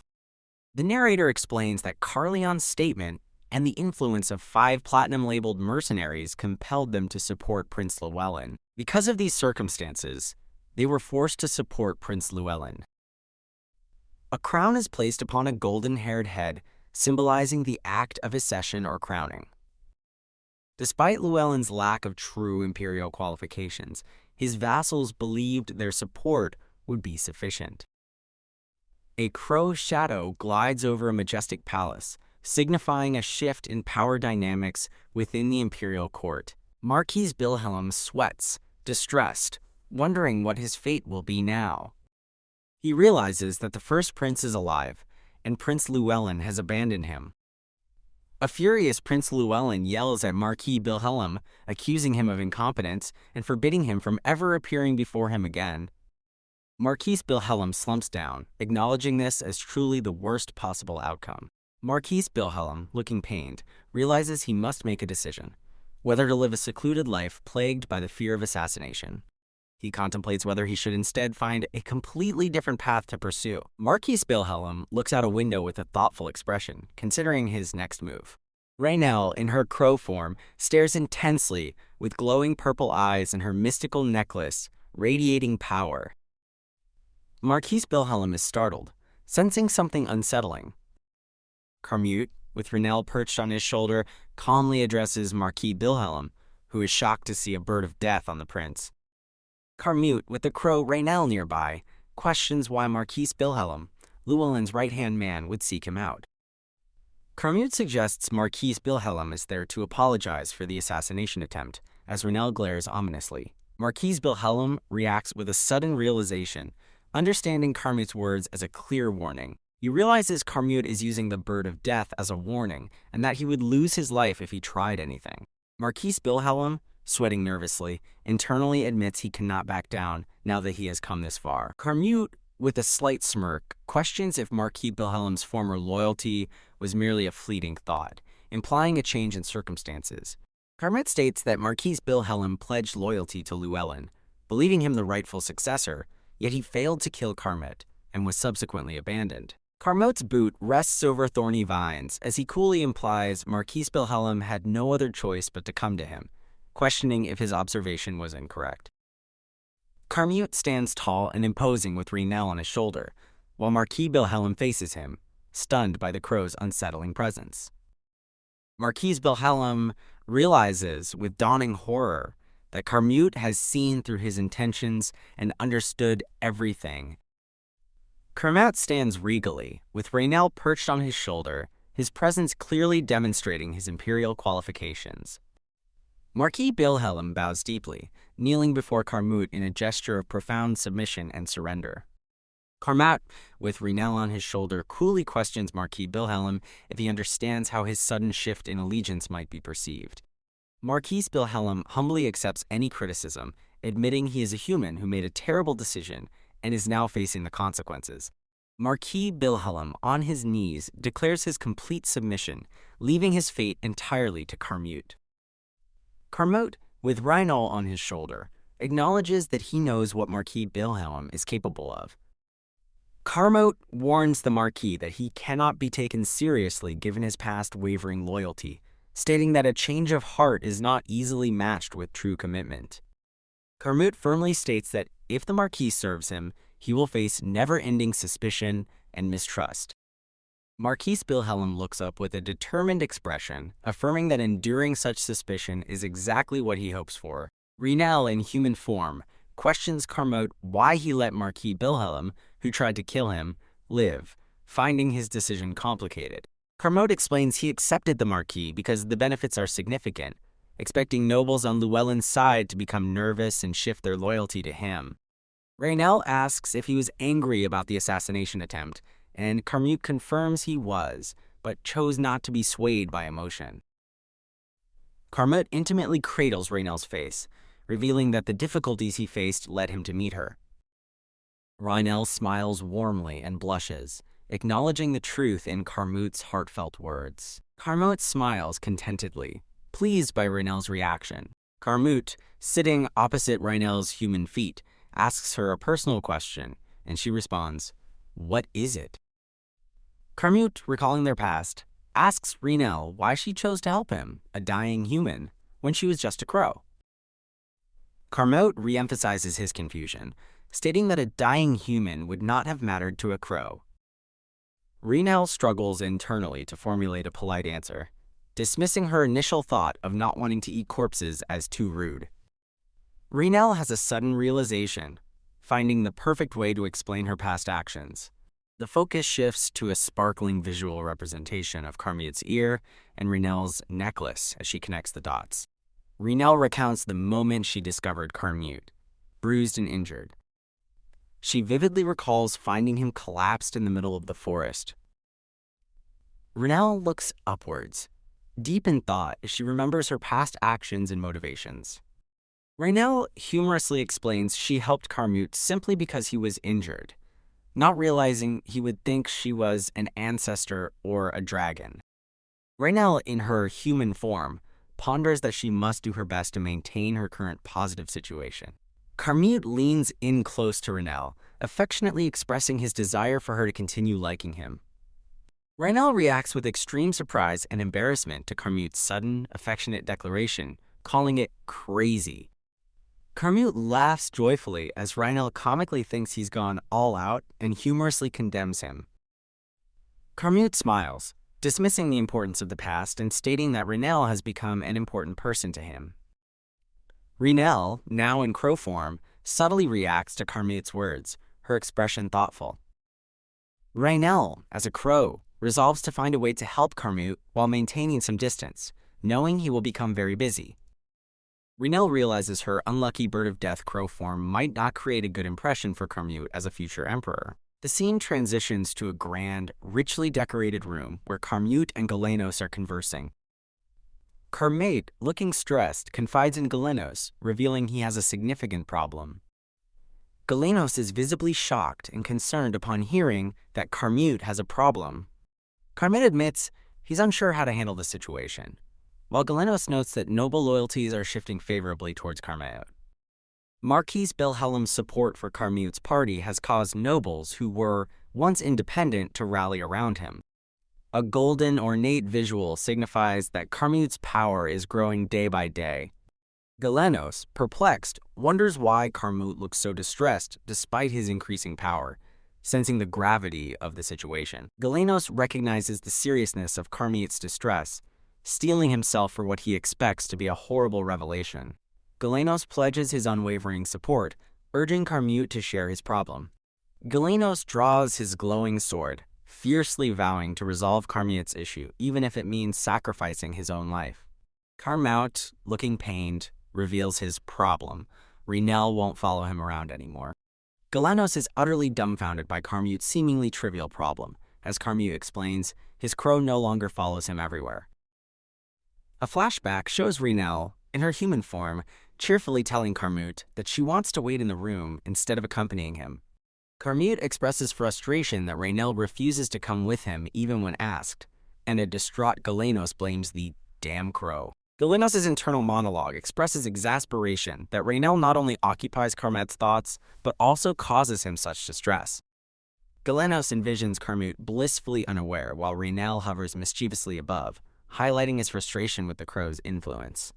Galenos furiously condemns Reinel, branding her an ungrateful bird of death for causing Carmute such a trivial problem. Galenos laments that he should have been the one to rescue Carmute, not the crow, accepting blame for the current situation. Recognizing it's too late to change the past, Galenos fiercely resolves to make Carmute forget about the crow. Carmute asks Galenos if Reinel's absence makes him anxious, to which Galenos, maintaining his human perspective, acknowledges Carmute's emptiness despite not understanding animal bonds. Galenos ferociously vows to give Carmute whatever he desires, even his own body parts, if it resolves his prince's problem. Carmute, seemingly annoyed by Galenos' over-the-top devotion, dismisses him, stating he is fine and should leave. Two maids discuss changing all the room's furniture, as Carmute has used them for a few weeks, implying a need for frequent changes for the prince. Reinel, in crow form, reflects on her desire to help Carmute, but admits she is primarily losing her mind from sheer boredom. Following Marquis Bilhelm's declaration of loyalty, Reinel explains she decided to keep her distance from Carmute for a while. Reinel, reflecting on her decision, believes her distance was necessary to stir unrest among Llewellyn's nobles and allow Carmute to handle his impending busyness. The narrator explains that Carmute's statement meant many nobles would soon come looking for him. The narrator clarifies that the visiting nobles should not see Carmute with the bird of death crow on his shoulder. Carmute sits confidently on his throne, his imperial attire and posture exuding authority. Reinel reflects that many people view her as repulsive, openly showing their discomfort and disdain. A somber man gazes away, likely one of the many who found Reinel to be repulsive. Reinel, observing the many eyes around her, wisely concludes that her presence next to Carmute would negatively impact his political image. Reinel, as a crow, decides she must remain in the room until she devises a solution, feeling restless. Reinel internally expresses her dislike for idleness, contemplating if there's truly nothing she can do. Reinel considers spying on the maids, but concludes it's too difficult for spies to infiltrate Carmute's room as maids or to betray him. Reinel gets distracted by sparkling objects, then scolds herself for her damn crow instincts resurfacing. Reinel snaps herself out of her distraction, suddenly realizing a new possibility. Feathers drift through the air, symbolizing a shift as Reinel considers her current circumstances. A maid with pink hair appears thoughtful as feathers continue to fall around her. Reinel, in her crow form, gently offers a striking blue rose to the pink-haired maid. The maid recoils in terror, crying out in fear, wondering why the ominous bird of death is approaching her.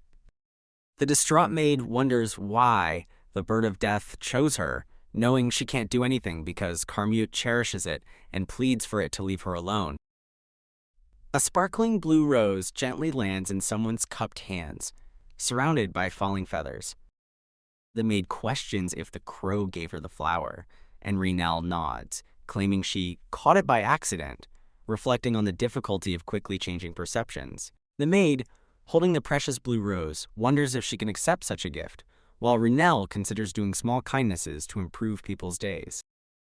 Carmage appears, declaring the maid must be pleasing to his crow, and grants her permission to keep the precious flower.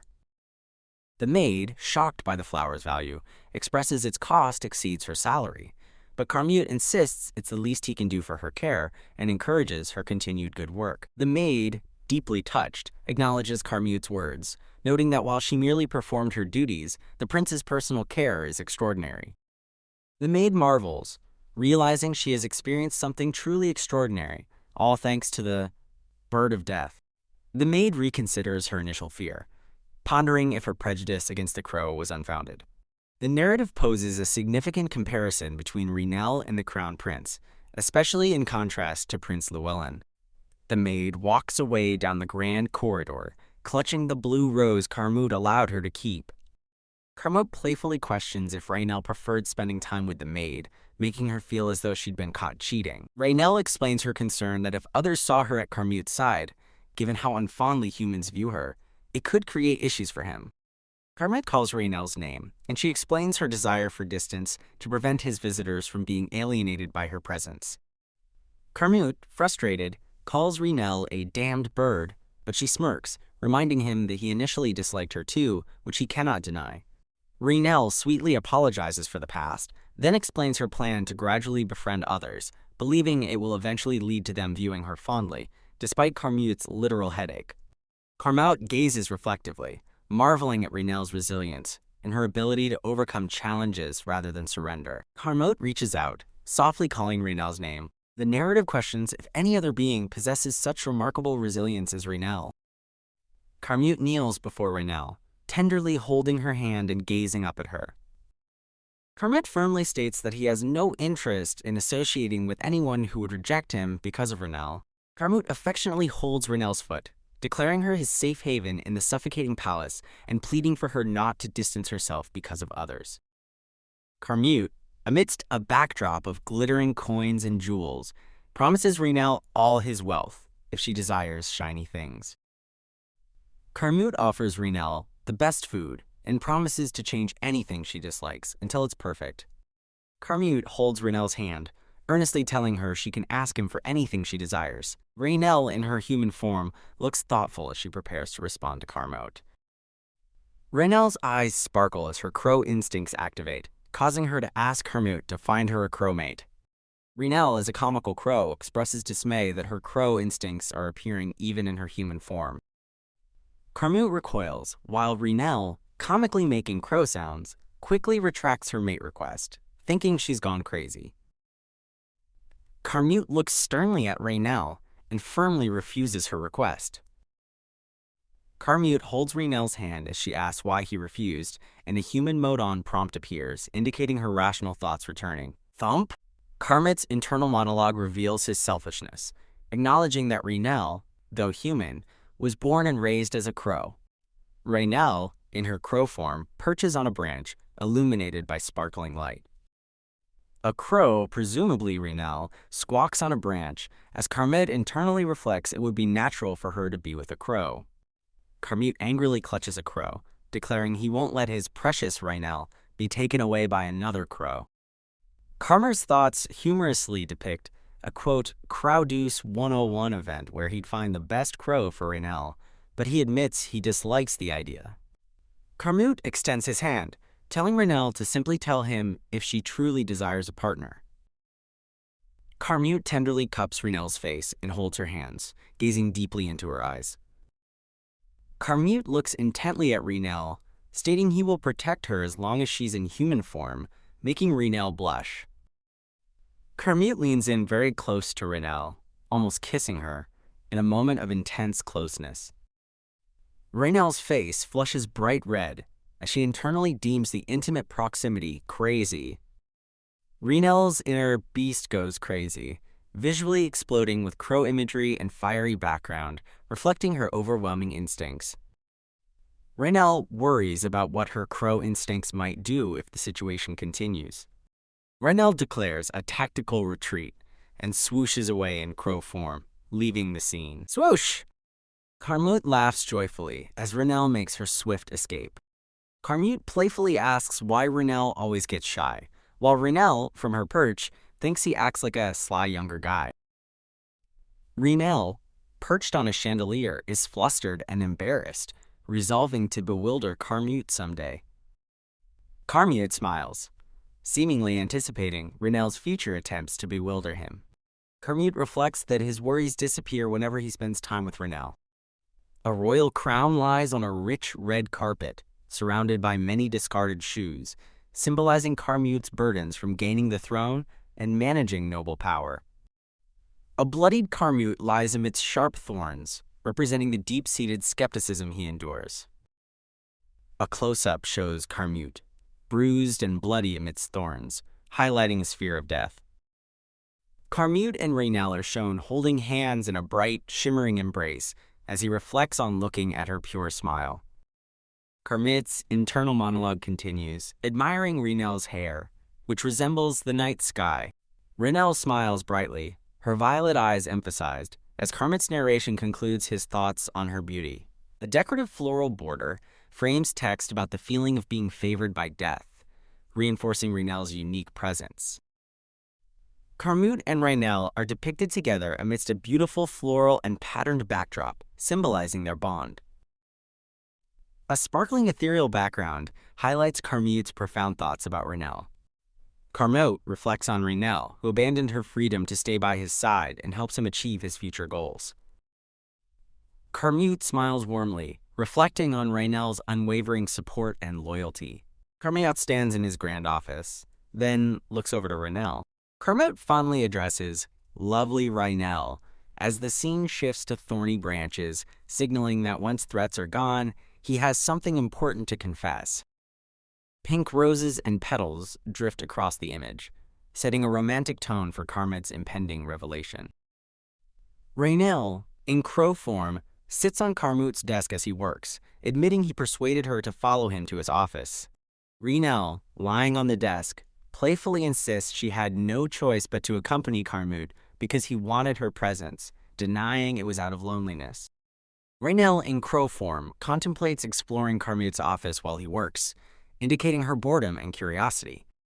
Before and after images of Carmute's office show a dramatic upgrade to its extravagance and exquisiteness.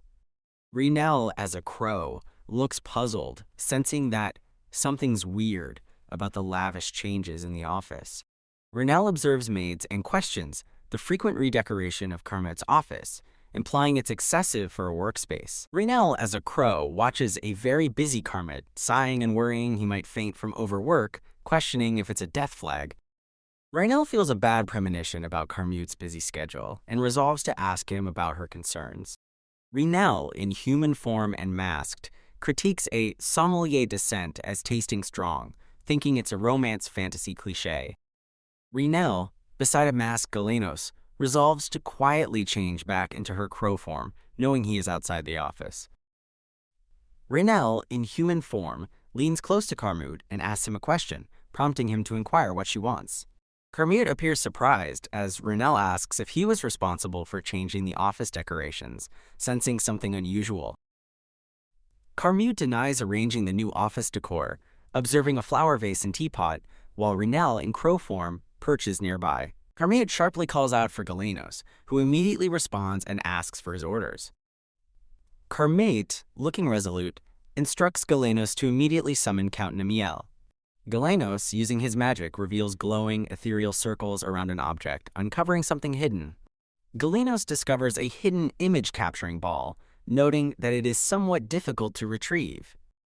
Carmote and Renell watch as Galenos explains that the hidden object is a magic tool capable of recording video for a set period. Galenos adds that the device has magic engravings and only records video, but warns that even video without sound can expose vulnerabilities. Galenos states he understands who placed the device, concluding it was likely an ordered operation, but highlights another problem. Galenos explains that the powerful magic used made the device undetectable, even to a skilled knight like himself. Galenos concludes that the presence of such a concealed device points to the work of a highly skilled, high-ranking magician. An ethereal figure cloaked in shadows is depicted, representing the powerful magician whose skills surpass Galenos. 5 small, cube-like recording devices are laid out on a surface. Renell, in crow form, reacts with utter shock and dismay at the discovery of so many recording devices. Carmote holds Renell, reflecting that his inability to secure his rightful place on the throne has put him in significant danger. Renell, in crow form, acknowledges the terrifying reality of the power struggle and resolves to be constantly alert. The white-haired man reports that no more devices were found, but suggests they remain watchful for additional hidden ones. Carmote recognizes that if those who hid the devices learn they've been discovered, it will cause immense trouble. The white-haired man reassures Carmote that they are safe for the moment, as he closes his eyes in thought. He explains that the devices only record for 1 day and have been in place longer, meaning the perpetrators are likely unaware of their discovery. He speculates that the culprits couldn't replace the devices because Carmote is almost always present in his office. Galenos looks concerned, considering the implications and what actions must be taken next. Galenos inwardly laments his failure to protect Carmote, questioning his own competence. Galenos reproaches himself for not spotting any of the recording devices, despite his frequent visits to the office. Galenos continues his self-reproach, doubting his worth as Carmote's trusted right-hand man. The white-haired man agrees to check Carmote's sleeping quarters for more devices, but notes a more immediate concern. Carmote, with a menacing gaze, declares they must stop Galenos, threatening to end his involvement. Renell, in crow form, observes more recording devices spread across the table discovered in Carmote's personal quarters. A gloved hand extends, demanding all servants assigned to Carmote's personal quarters and office report immediately, signifying growing chaos in the palace. The gloved hand asserts that not a single servant should be absent and threatens to forcibly drag any non-compliant individuals, causing widespread panic. The pink-haired maid appears distressed, questioning what they did wrong to face such harsh demands. The maid, consumed by despair, believes her fate is sealed, and this situation marks her end. The maid deeply regrets not having refused the order that led her into this predicament. Prince Llewellyn, with a sinister smile, had ordered the maid to replace Carmote's decorations, boasting that magic would conceal the changes and Carmote wouldn't notice. Llewellyn then menacingly warned the maid against defying his orders. Llewellyn further threatened the maid by mentioning her bedridden sibling, using her family's well-being as leverage. Llewellyn revealed his motivation was to take out his anger on someone, given recent frustrating events. Llewellyn concluded his threats by sternly ordering the maid to comply. The maid clutches her hands in distress, overwhelmed and unsure how to handle the terrifying situation. Carmote's voice announces that all servants have gathered, and the investigation will commence immediately. Carmote reflects that Llewellyn likely coerced the maid with threats against her sibling, explaining why she couldn't refuse his command. Carmote looks thoughtfully to the side as a door is shown opening, indicating a shift in the scene. Carmote extends his gloved hand, summoning a powerful surge of golden magical energy. A shadowy figure emerges from the darkness and kneels before Carmote, pledging loyalty and service. Carmote instructs the shadowy attendant to ensure his orders are meticulously carried out. The shadowy attendant dissolves into black smoke and disappears from the room, leaving Carmote alone.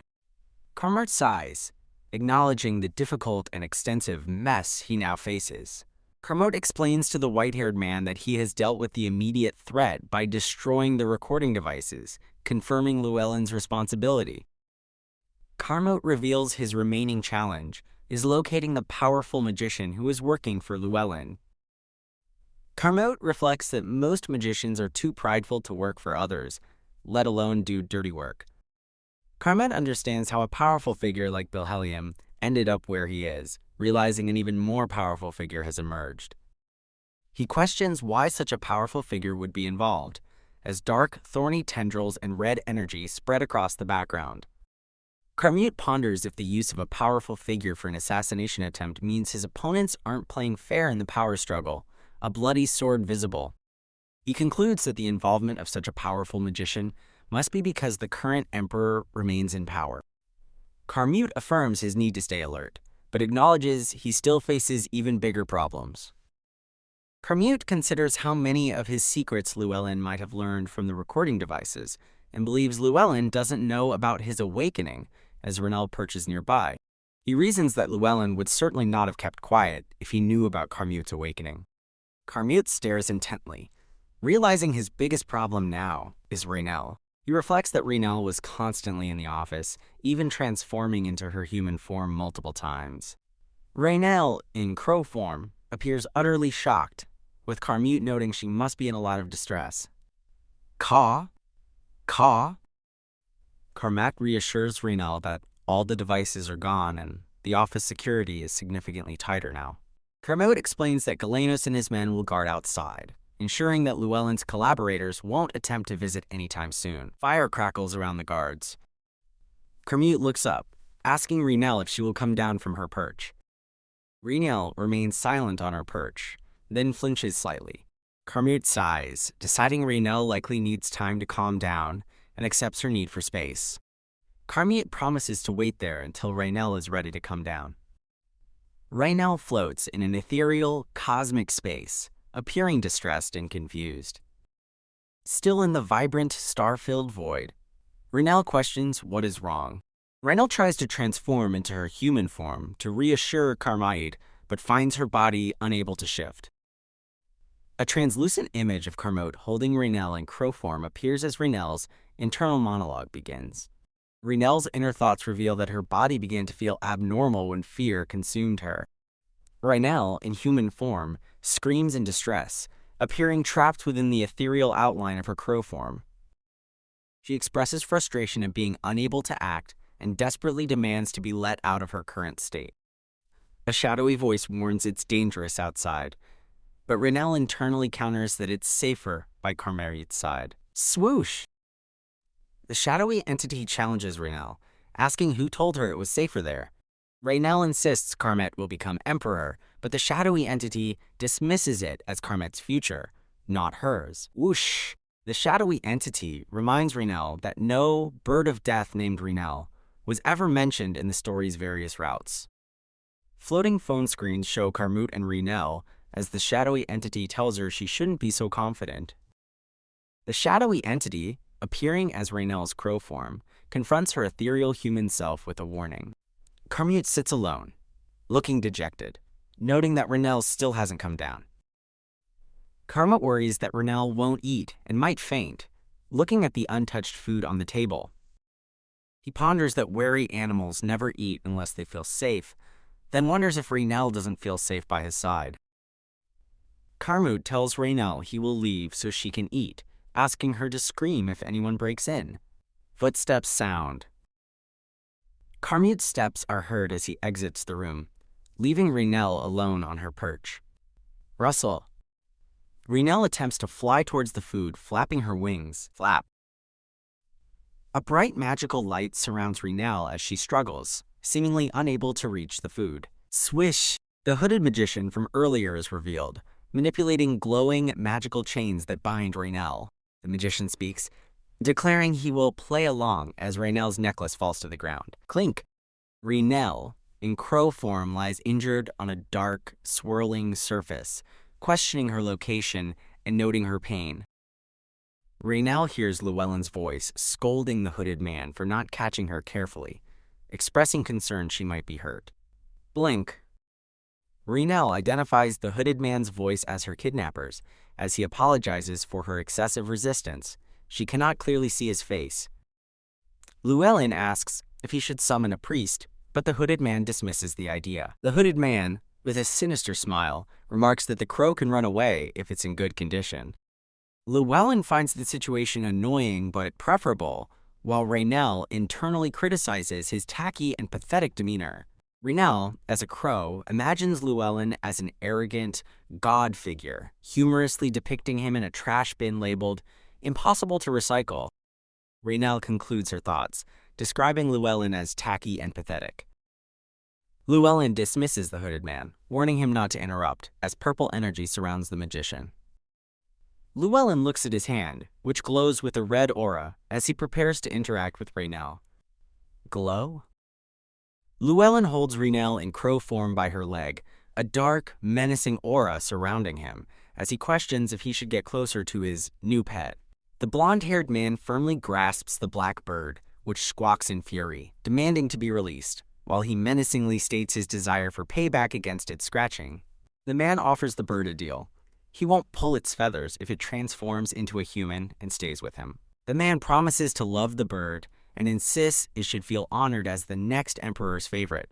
With a wide, unsettling grin, the blonde-haired man holds the blackbird upside down by its leg, its eyes glowing with defiance. The blackbird glares angrily as the man comments on its lively energy.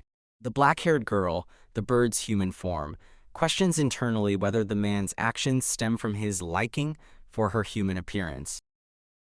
The black bird wildly struggles against the man's grip, cawing furiously and taunting him about his lack of friends and poor work ethic. Urgh! The blonde-haired man's face reddens in fury, his eyes glowing ominously as he grits his teeth. Enraged, the man glares down at the struggling blackbird, declaring his outrage at a crow daring to disobey him. The blonde-haired man cages the bird, proclaiming this is the end and that it now belongs to him since that half-guy couldn't protect it, while the bird silently seethes over the insults. The bird's internal monologue reveals the man is unaware of Karmut's awakening, finding relief that only it is known to the recording devices. The bird reflects on missed opportunities to monitor Karmut's room, realizing it's now too late to gather information. The narrative reveals a powerful magician, stronger than Namiel, who creates hidden magic tools. Acknowledging this was difficult to notice. The man's hand hovers over the cage as the bird resolves to focus on survival, ignoring his taunt that its master won't save it. The blonde-haired man stands triumphantly beside the caged bird within a grand, opulent room. Kook, the white-haired man, along with another, strains against a glowing blue barrier, realizing only those with access can enter. The white-haired man apologizes, unable to destroy the powerful barrier that only Magic Tower elders can pass, while the brown-haired man vows to try opening it. The brown-haired man struggles, sweat beading on his brow as he strains to break through the intensely glowing red barrier with his sword. The two men stand defeated, confirming the barrier cannot be opened by force and wondering what their next move should be. The dark-haired man looks on, crying out, "Raynell!" and realizing he must act now to help. Silhouettes of figures and buildings are cast against a blood-red sky as questions rise about the chaotic events, specifically mentioning the third prince. A group of masked figures gather around a flame, reminded of their pledge to His Highness until he inherits the throne. A golden crown gleams above thorny branches, marking the arrival of the noble wolf's time. A blonde-haired man, distinct from the bird captor, clutches his chest, visibly pained by a spreading green energy. Three maids stand nervously, with the light-haired maid expressing shock that he is coming to the dungeon. The distressed light-haired maid wonders if they've been caught and if the man is there to punish them, as a hand extends towards her. The man stands over the frightened maids, stating that some cooperated for money or were threatened, while the light-haired maid internally despairs about begging for her life. The light-haired maid sheds a tear as the man acknowledges her low position, understanding her inability to resist. The light-haired maid looks back to see the man from Image 24 inside a dungeon cell, while the other man explains she couldn't help someone who hadn't awakened. Over thorny branches, a hand reaches down as a voice condemns Llewellyn as someone who abandons loyal people, warning of an unguaranteed future even if he inherits the throne. The dark-haired girl, the crow, silently agrees, resolving to keep quiet as a small child sleeps peacefully nearby. The dark-haired girl gazes at the sleeping child, her brother, realizing there's no guarantee that Llewellyn will help him. The blonde-haired man, now glowing with power, emphatically vows never to abandon his people, no matter what happens. The light-haired maid sits behind dungeon bars, her eyes wide with fear and despair. The blonde-haired captor stands with the black crow on his arm as an internal thought expresses disbelief that the precious someone could be that crow. The light-haired maid looks up, reflecting on the crow's disdained existence, while the dark-haired man pleads, contemplating the implications of him cherishing people like them enough to ask a favor. In a memory, the light-haired maid looks surprised as the crow offers her a blue rose, realizing she received a gift from it. The light-haired maid's face is shrouded in shadow, her expression thoughtful and troubled. The light-haired maid's eyes widen, filled with tears, as a look of deep distress crosses her face. The grand hall stands empty and silent, as the blonde-haired man impatiently notes that the punk has not appeared after a long wait. The blonde-haired captor relaxes on a sofa next to the caged crow, urging it to transform and questioning its endurance in its ragged body.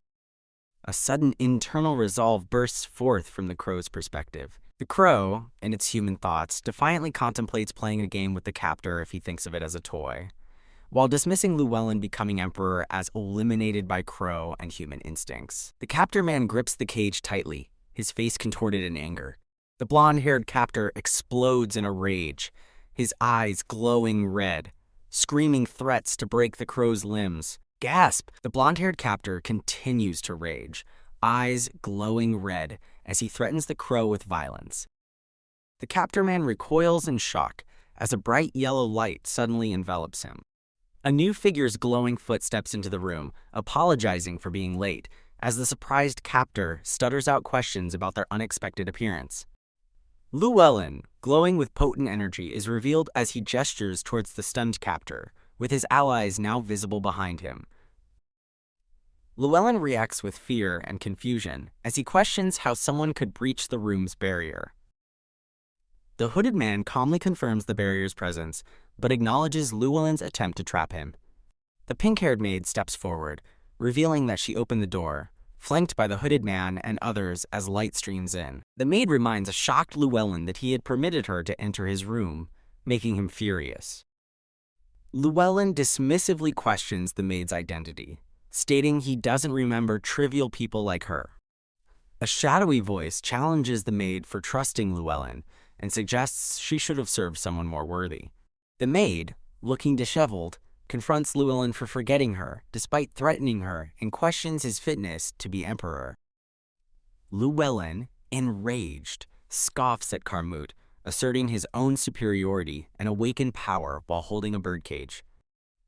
Llewellyn continues to taunt Carmute, suggesting his closeness to a mere crow shows his weakness. Llewellyn further insults Carmute, calling him a helpless beggar who relies on trivial things. Carmute calmly counters Llewellyn's insults, stating Reinel is not trivial. Carmute explains that a true ruler understands that some things cannot be achieved alone. Carmute questions Llewellyn's criticism, asking if he himself hasn't relied on others' strength. Carmute challenges Llewellyn, asserting that he couldn't have created the barrier, hidden the devices, or kidnapped Reinel alone, holding the birdcage. Carmute declares that Llewellyn is the one who relies on other people's power. Carmute demonstrates his control by projecting an image of Llewellyn holding the birdcage into his open palm. Llewellyn reacts with anger, accusing Carmute of being blinded by his awakened power. Llewellyn's inner thoughts question Carmute's worth beyond his awakening, recalling a younger Llewellyn, excitedly telling his mother he awakened earlier than his brother. In the flashback, Llewellyn's mother praises his awakening, and he seeks affirmation that he is more amazing than Carmute. Mother gives a half-hearted agreement, but advises young Llewellyn to be kind to his brother, causing his smile to falter. Young Llewellyn screams in frustration, refusing to get along with Carmute, and lamenting that no one is on his side. Young Llewellyn rages, proclaiming himself the only special and awakened one, deeming others trash and useless. Young Llewellyn desperately demands his mother's undivided attention. A shadowy voice warns Llewellyn that he will be alone forever. Llewellyn yells in defiance, refusing to accept the ominous warning. A shadowy Carmute warns Llewellyn not to look down on him. Llewellyn, consumed by red energy, prepares to lash out, vowing to destroy the crow if it's precious to Carmute. Llewellyn, eyes glowing red, threatens to rip the crow to pieces before Carmute's eyes. Llewellyn menacingly reiterates his intention to make Carmute stop looking down on him. The narrative reveals the original plan was for Namiel and Galenos to draw Llewellyn's attention and overpower him. Carmute's internal monologue expresses his inability to hold back his power, surrounded by golden energy. Carmute transforms into a towering, glowing golden wolf, dwarfing a smaller, cowering wolf. Carmute, as the massive wolf, protects the injured crow, while the maid, Namiel, and Galenos look on in stunned realization. Luma's attack impacts Carmute's powerful wolf form with a loud hit. Carmute, in wolf form, acknowledges the risk and foolishness of his actions. The golden wolf of Carmute prepares for fierce retaliation, driven by his unwavering resolve. Carmute's inner thoughts declare that a wolf will attack the enemy's neck if someone precious is harmed, as the maid cradles the injured crow. Carmute's powerful golden wolf form lunges forward with immense force. Llewellyn reacts with disbelief and horror at Carmute's awakening and monstrous size. Llewellyn expresses fear of getting hurt by the overwhelming power of Carmute's wolf form. Reinel, in crow form, lets out a pained cry, conveying her distress. Llewellyn lies injured on the ground, witnessing Carmute's formidable wolf form towering over him. The pink-haired maid urgently states that Reinel is badly hurt and needs immediate treatment. Carmute's golden wolf eye widens, registering the maid's words and Reinel's injured state. Carmute's wolf paw slams down decisively, stopping Llewellyn. Carmute returns to his human form, calling Reinel's name while the maid still holds the injured crow. Carmute gently takes Reinel, asking if she needs medical treatment. Carmute gently touches Reinel's beak, conveying comfort. Carmute looks down at Reinel with a worried and pensive expression. Carmute gently cradles Reinel, thanking her for allowing him to hold her. The black bird, Reinel, rests peacefully in a bed as magical energy surrounds her, with a voice stating her treatment is complete. The white-haired man and Llewellyn observe the sleeping Reinel, with the white-haired man noting she hasn't awakened and explaining her physical and mental injuries were severe. Llewellyn, the golden-haired man, considers that, while divine power could heal, it's best for Reinel to recover naturally due to her sensitive nature. A close-up shows a man's hand clenched in determination, its knuckles slightly reddened. The brown-haired man questions Llewellyn on their next move, and Llewellyn affirms his responsibility to protect Reinel. The light-haired maid looks concerned as Llewellyn speaks of using a method he hadn't wanted to employ. Llewellyn confirms his resolve with a serious expression. Llewellyn announces they will declare the Bozkurt against an ornate golden backdrop. Llewellyn, emanating golden light and confidence, stands powerfully amidst a sparkling, regal setting. The term the Bozkurt is dramatically displayed within a glittering golden crown design. A historical tradition of the Bolfric Empire, the Bozkurt involved children fighting as wolves under the watchful eyes of the emperor. The tradition stated the emperor's children would savagely fight as wolves until only one emerged victorious. Life-threatening wounds were common, and survival during the Bozkurt was purely a matter of luck. It was considered a fair tradition because royals could not scheme behind the scenes, ensuring the winner was the rightful heir. The victorious child would rightfully become the heir to the throne, as shown by a glowing white wolf.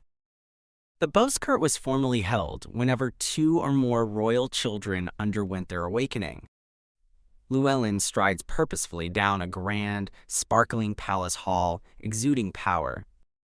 People discuss the 2 princes' dispute, wondering if the fight to become emperor has officially begun. Whispers question the suddenness of the first prince's rumored awakening, as he had never shown signs before. A man declares he won't believe the claims until he witnesses the awakening with his own eyes. A golden wolf stands alert, its fur glowing with energy, within the palace grounds. The text explains one of the children had to transform into a wolf, proving their sacred blood. A golden wolf roars fiercely, its eyes glowing and fangs bared as it charges forward. The transformed prince creates a ruckus within the palace, signaling the commencement of the Bozkurt, scattering debris everywhere. A man struggles to remain standing amidst the widespread chaos, crying out in discomfort. The gray-haired man looks on with a distressed expression, overwhelmed by the sudden chaos. The golden wolf roars loudly, its powerful howl echoing through the air. The golden wolf taunts someone to come out, declaring its presence. The golden wolf continues its taunt, challenging the scaredy cat to appear. A white wolf appears, walking calmly towards the golden wolf within the ornate courtyard.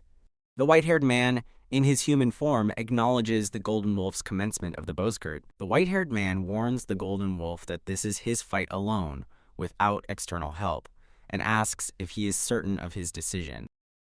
The golden wolf's determined eye stares intently, ready for the challenge. The white-haired man states he understands but suggests postponing the Bozkurt due to the third prince's recent attack. The blonde-haired third prince writhes in agony, surrounded by figures channeling green energy to heal him, desperately demanding faster treatment. The third prince, still suffering, menacingly threatens to rip off heads if his healing isn't hastened.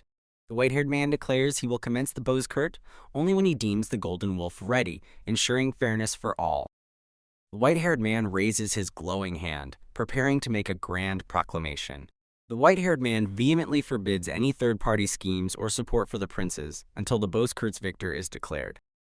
He warns noble families not to defy him, threatening death as the price for any schemes. The brown-haired man and Marquis Namuel stand together, listening intently to the proclamation.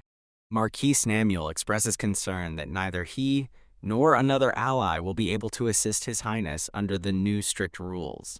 A hand clenches tightly, reflecting on Prince Carmut. The light-haired maid gently cradles the black crow, Raynell, in her arms. Llewellyn compliments the light-haired maid's nursing skills, and she explains it comes from caring for her sick brother. The light-haired maid expresses her gratitude, stating her brother is recovering well thanks to the healer Llewellyn sent her family. The light-haired maid pledges to repay Llewellyn by diligently nursing Raynell back to health. The light-haired maid softly expresses her hope for Raynell to wake up soon, while still holding the crow. Raynell's human form, with flowing dark hair, begins to emerge from a magical shimmering light, signifying her awakening. Raynell, the dark-haired girl, slowly opens her eyes and awakens, blinking away the unconsciousness. A girl awakens in a starry void. Panicked and wondering how long she's been unconscious, her first thought being of a worried Carmut. Now a crow, she desperately pecks at an invisible barrier, arguing with her instincts and demanding to be freed from the boring stasis. Her crow self refuses to release her, leading to an argument where she angrily blames its stubbornness for getting them kidnapped. The crow sheepishly admits it may have been at fault, but this weak apology only makes her angrier, yelling that it was all its fault. Tussock, the crow self, reaffirms its decision, explaining that letting her out now would only frighten Carmut, leaving her stunned by the reason. Her other self looms over her, explaining that animals instinctively do everything in their power to avoid those who have hurt them. The explanation concludes with a somber truth. Animals avoid anyone who resembles their past tormentors. An analogy is presented. Just as a dog abused by one tall man becomes aggressive towards all tall men, trauma creates generalized fear. She passionately argues that Carmut and Llewellyn are nothing alike, finding it unbelievable that they are related and scolding her crow self for comparing them. She declares that, even if she reacts with hostility towards Carmut, she is determined to overcome that instinct immediately. Believing that running is not the answer, she embraces her crow self, resolving to confront her trauma directly. Annoyed, she grabs her crow self and insists that, since it wouldn't listen before, it's only fair that it listens to her now.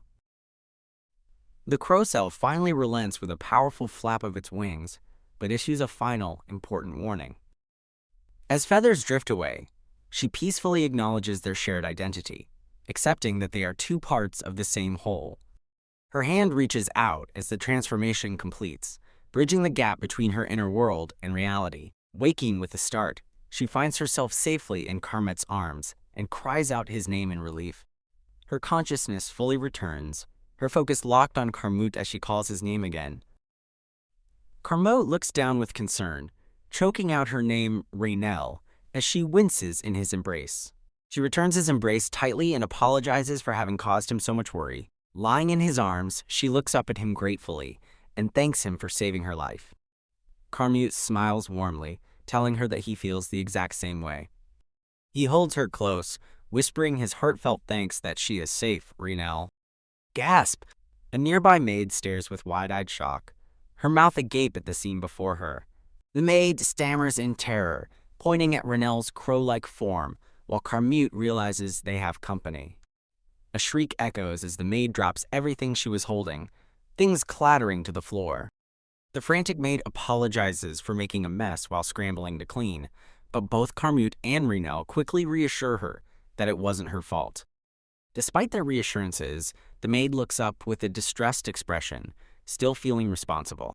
Her guilt runs deep as she begins to blame herself, thinking that if only she had opposed Prince Llewellyn from the start, then Miss Raynell would never have had to suffer so terribly. As the maid worries that her failure will bring shame, Raynell interrupts, gently telling her not to speak that way. Raynell sits beside the distraught maid, revealing that she clearly remembers hearing something just before she lost consciousness. She recalls the crucial moment. The maid was the one who bravely opened the door to Prince Llewellyn's room, exposing his deeds. Raynell smiles kindly, admitting that while she doesn't understand human hierarchy, she recognizes the immense bravery it took for the maid to open that door. She simplifies the situation with a visual aid, explaining that the maid's actions were like a rabbit confronting a wolf. Raynell explains that even though Llewellyn ordered the recording device installed by someone else, it was the maid's specific act of bravery that mattered most. She takes the maid's hands, telling her that without that courage, they wouldn't be having this peaceful moment together. With a radiant smile, Raynell asks the maid to accept her heartfelt gratitude as a token of sincere appreciation for her efforts. Tears well up in the maid's eyes as she whispers Miss Raynell's name, overwhelmed by her kindness. Carmut steps in with a suggestion: assign the maid to Raynell permanently, an idea that makes Raynell light up with excitement. He agrees, explaining it's a practical move since she knows Raynell's secret and a way to protect them both from Llewellyn's influence. Overjoyed by the news, Raynell throws her arms around the maid in a happy hug. Raynell cheerfully asks her new maid to take care of her, and after reintroducing herself, asks for the maid's name. The maid hesitates for a moment before beginning to share her name. With a bright, tearful smile, she finally introduces herself. Her name is Nadia. Clasping her hands, Nadia tearfully vows that she will never forget the incredible kindness Raynell has shown her. Nadia suddenly becomes fiercely protective of Raynell, vowing to defend her from anything, which prompts a bemused Carmut to question her rapid change in demeanor. Raynell collapses onto a sofa, exhausted from calming down the emotional maid, while Carmut notes that Nadia seems to have become incredibly loyal. The two cling to each other, unwilling to be separated, as Raynell comically reflects that she's never wanted to stay at work before. Carmut observes that people are unusually honest around her, and she explains it's because they all assumed she was just a simple, non-talking bird. Hearing this, Carmut smirks and decides he should probably cut the head servant's salary for complaining, earning a shocked reaction. Carmut attempts to soothe and upset Raynell, clarifying his previous remarks about a prince were just a joke and she shouldn't overreact. Carmut explains to Raynell that they are safe from the bowskirt for now, but warns her that others might be listening, prompting Raynell to question the term. Carmut moves, indicating he will now explain the bowskirt to Raynell, acknowledging he hasn't done so yet. Raynell reacts with profound shock and fear, sweating and looking horrified, questioning what unsettling event just occurred. Raynell expresses deep distress and guilt, believing Carmut is in danger because of her, lamenting a bloody wolf fight unexpected from her game knowledge, while he calmly urges her to compose herself. Carmute reassures Reinel, dispelling her guilt by explaining that their current situation, provoked by Llewellyn, is simply unfolding ahead of schedule. Carmute reaches out to Reinel's hand, advising her not to be overly anxious, then looks down with a concerned expression. Carmute gently reaches out and tenderly touches Reinel's head, offering quiet comfort. Carmute looks down at his hand, lost in thought with a pensive expression. Carmute tells Reinel to worry about herself instead of him, causing her to protest that she is fine, only to suddenly gasp in realization. Reinel's inner crow form illustrates the concept of crow's instinct, where animals instinctively avoid threatening things. Reinel laments her instinctive avoidance of Carmute, questioning how to overcome this natural reaction as his golden wolf paw rests nearby. Reinel sits calmly beside Carmute's magnificent golden wolf form, surrounded by a gentle, glowing aura. Reinel gently touches Carmute's glowing wolf snout, softly speaking his name in an affectionate gesture. Carmute, back in human form, expresses relief that Reinel is comfortable around his wolf form, while Reinel shows a hint of surprise. Carmute, with a serious expression, informs others that Reinel faced a high risk of suffering lingering after effects from her unconscious state. Carmute explains that Llewellyn's injury has delayed the bowskirt, granting him free time, then vehemently demands that he be allowed to rest for the time being. Carmute smiles warmly, offering to help Reinel with her recovery. Reinel tenderly touches Carmute's golden wolf snout again, seemingly drawing comfort from its presence.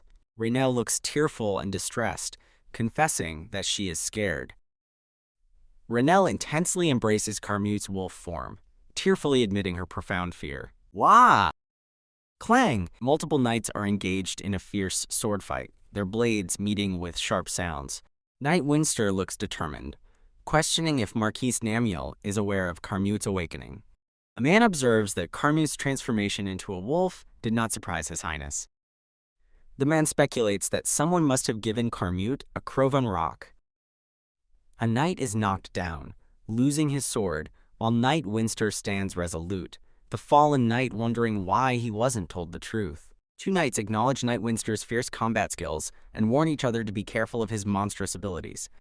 Knight Winster, in a moment of reflection amidst a dark, thorny setting, acknowledges Carmute's deep-seated distrust of others. Knight Winster's inner thoughts reveal his unwavering loyalty, having vowed to risk his life for Carmute as a crow flies overhead. Knight Winster is shown with an intense expression, questioning, "Does His Highness?" A sword slices forward with immense speed and force, indicating a powerful strike. The knight's anguished question concludes, "Not trust me at all?" A sword and a crown signify a character's long-held dream of becoming a swordsman and the knight of the revered first prince. The narrative highlights that gaining Prince Carmute's trust requires considerable time due to his historically closed heart.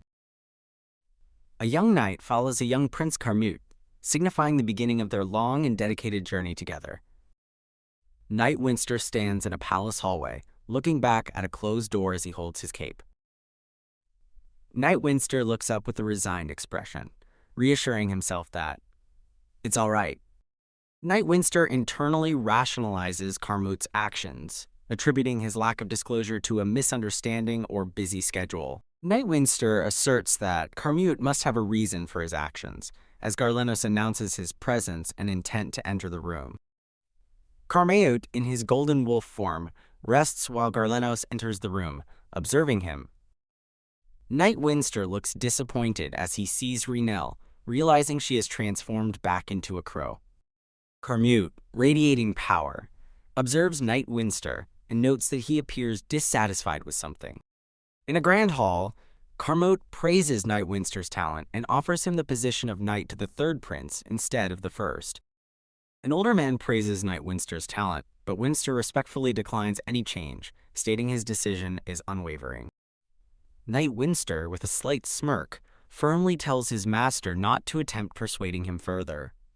Observers remark on Knight Winster's unusual stubbornness, criticizing him for clinging to a lost cause and wasting his talent, as thorny red vines intertwine around the scene. A voice dramatically declares that Prince Carmute was secretly attacked, but no one is supporting the search. Night Winster reacts with indignant anger, rejecting the statement as making no sense. A man tells Night Winster to be quiet, claiming Prince Llewellyn is preparing a search party, but Winster angrily questions if they truly seek a living prince or merely confirmation of his death. The distressed man concedes the first prince is likely dead, then fatalistically advises against holding on to any expectations. A stern man in military attire asserts his unwavering belief that Prince Carmute is still alive. The determined Night Winster declares his resolve to find Prince Carmute, while another character softly comments on his stubbornness. Night Winster strides forward with purpose, his gaze fixed on his mission to find the lost prince. Narration confirms that Winster del Garlenos was ultimately unsuccessful in his extensive search. Prince Carmute is shown returning from a journey through a forest, alive and well, contrary to others' assumptions. Prince Carmute reappears, accompanied by a crow perched on his shoulder, marking a significant return. The narration highlights a profound change in Prince Carmute's actions and demeanor following his journey with the crow. Prince Carmute stands in a grand hall, observing Night Winster, who is also present, both bathed in a soft light. Night Winster asks Prince Carmute if he concealed the crow's true form to protect her, while a vision of a powerful wolf emphasizes Carmute's hidden nature. Night Winster expresses his disappointment that even his pledged loyalty wasn't enough to be trusted with the secret, understanding it was for the crow's safety and to avoid risk. Night Winster vehemently recalls that Prince Carmute declared a Boskurt, a life-threatening declaration, all for the sake of the crow. Night Winster questions why Prince Carmute would go to such extreme lengths for a bird that symbolizes death. Tears stream down Night Winster's face, revealing his deep emotional turmoil and confusion. Night Winster clutches his chest, visibly pained by the revelations about Prince Carmute's secrecy and actions. Prince Carmute looks away, a pensive expression on his face, as a smaller panel below focuses on his eyes closing, indicating reflection. Prince Carmute expresses his sincere apologies to Garlenos for keeping vital information from him. Prince Carmute acknowledges Garlenos' unwavering loyalty, marveling that he remains by his side, despite Carmute being an unawakened first prince, amidst thorny imagery. With a radiating weapon above him, Prince Carmute recognizes his immense fortune in having Garlenos' unwavering support. Prince Carmute explains that a past near-death experience from a sudden attack forced him to be cautious and secretive about his movements. Prince Carmute offers a heartfelt apology for the unexpected way Garlenos learned of his awakened state. Garlenos looks at Prince Carmute, beginning to speak his title with a mixed expression. Garlenos questions Prince Carmute about the crow, whom Prince Carmute holds gently on his arm. Prince Carmute confirms Garlenos' skepticism, admitting that Reinel appears to be just a pet despite his deep affection for her. Prince Carmute reveals he had planned to disclose everything about Reinel once all problems were resolved, implying a change of plans. Prince Carmute asks Reinel if she can reveal her true form, and with a squawk, she prepares to transform. Reinel majestically transforms into her humanoid form, adorned with large black wings and a flowing dark gown radiating light. Carmute watches, a bead of sweat on his brow, anticipating Garlenos' reaction to Reinel's transformation. Garlenos reacts with profound shock, questioning if she is a humanoid, then immediately corrects himself, noting her unique, non-bird-like legs. Garlenos ponders Reinel's extraordinary appearance, while Reinel, flustered, wonders if it's the right time to introduce herself. Carmute then instructs her to revert to her crow form. Prince Carmute explains that Reinel gained her human form by consuming a Crovan rock and has been with him since saving his life in the forest, stressing the deep importance of her identity. Prince Carmute firmly instructs Garlenos to protect Reinel from now on, emphasizing that this command signifies his profound trust. Garlenos looks on, a bead of sweat indicating his internal processing of Carmute's words and the implications. The narration observes that Prince Carmute had never shown interest in women, with shadowy hands reaching out around him. The narration continues, describing Prince Carmute's cold, fortress-like eyes that prevented anyone from getting close, surrounded by more shadowy hands. The narrative highlights a profound shift. Prince Carmute asks Garlenos to protect Reinel, who is depicted in a vulnerable state. A close-up focuses on Reinel's legs and hand, adorned with ribbons, surrounded by ethereal light and shimmering effects. Prince Carmute, with Raynell in crow form on his shoulder, affirms to Garlenos that this trust he is showing is boundless. Garlenos feels his anxiety dissipate, melting away like snow, as his hand glows faintly with a quiet sigh. Garlenos' thoughts solidify his renewed commitment, vowing to always stand by Prince Carmute as a true knight. Garlenos leaps into action, fiercely defending Prince Carmute and Raynell amidst a dynamic battle scene. Garlenos places a hand over his mouth, his eyes widening in a moment of sudden, shocking realization. Garlenos is utterly stunned by a vision of Prince Carmute and Raynell marrying and having 2 children, exclaiming a bewildered, "We're married!" In a playful future scene, chibi versions of the prince and princess ask Sir Garlenos to teach them sword fighting, to his delighted amusement. Garlenos stands resolute, dramatically declaring that he, Winster del Garlenos, will put his life on the line. Garlenos continues his fervent declaration, emphasizing his readiness to risk his very existence. Garlenos boldly proclaims his unwavering loyalty, stating he will follow Prince Carmute's commands without question. Prince Carmute, with Raynell the Crow on his shoulder, praises Garlenos' spirit but advises against overexertion, while Garlenos insists he will do everything, even broken, to which Carmute quietly says it's not necessary. Garlenos, touching his knight's medal, confidently reaffirms his belief that His Highness should indeed rely on him. Garlenos' resolve strengthens, prompting him to dedicate himself even more. Garlenos concludes his internal monologue with a firm resolution to always do his absolute best, as the scene transitions to a grand, sunlit room filled with books. Garlenos diligently searches through books, frustrated that despite his loyalty, he cannot find any information about Boskert. Frustrated by the lack of information on the Imperial succession-related Boskert, one man despairs until his companion finds a single sentence. The frantic man demands to know where the information is, and his calm companion points to, quote, the history and the laws of the Empire. The sacred duel, Boskert, is defined as determining the right to inherit the throne, leaving both men in silent contemplation. The first man, still incredulous, asks if that brief statement is all the information, and his companion confirms it. Garlenos, enraged, manifests fiery power around him, but his companion warns him not to damage the valuable book. Garlenos questions why such an important event lacks documentation, learning that recording the Boskert is forbidden.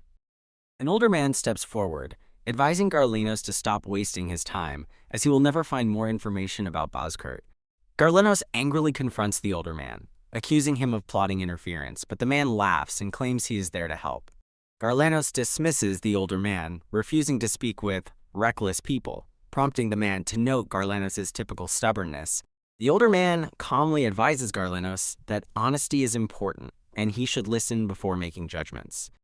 The older man asks if they were aware that the current emperor won the Boskert. A majestic illustration depicts the young emperor, radiating power, holding a magnificent, glowing sword.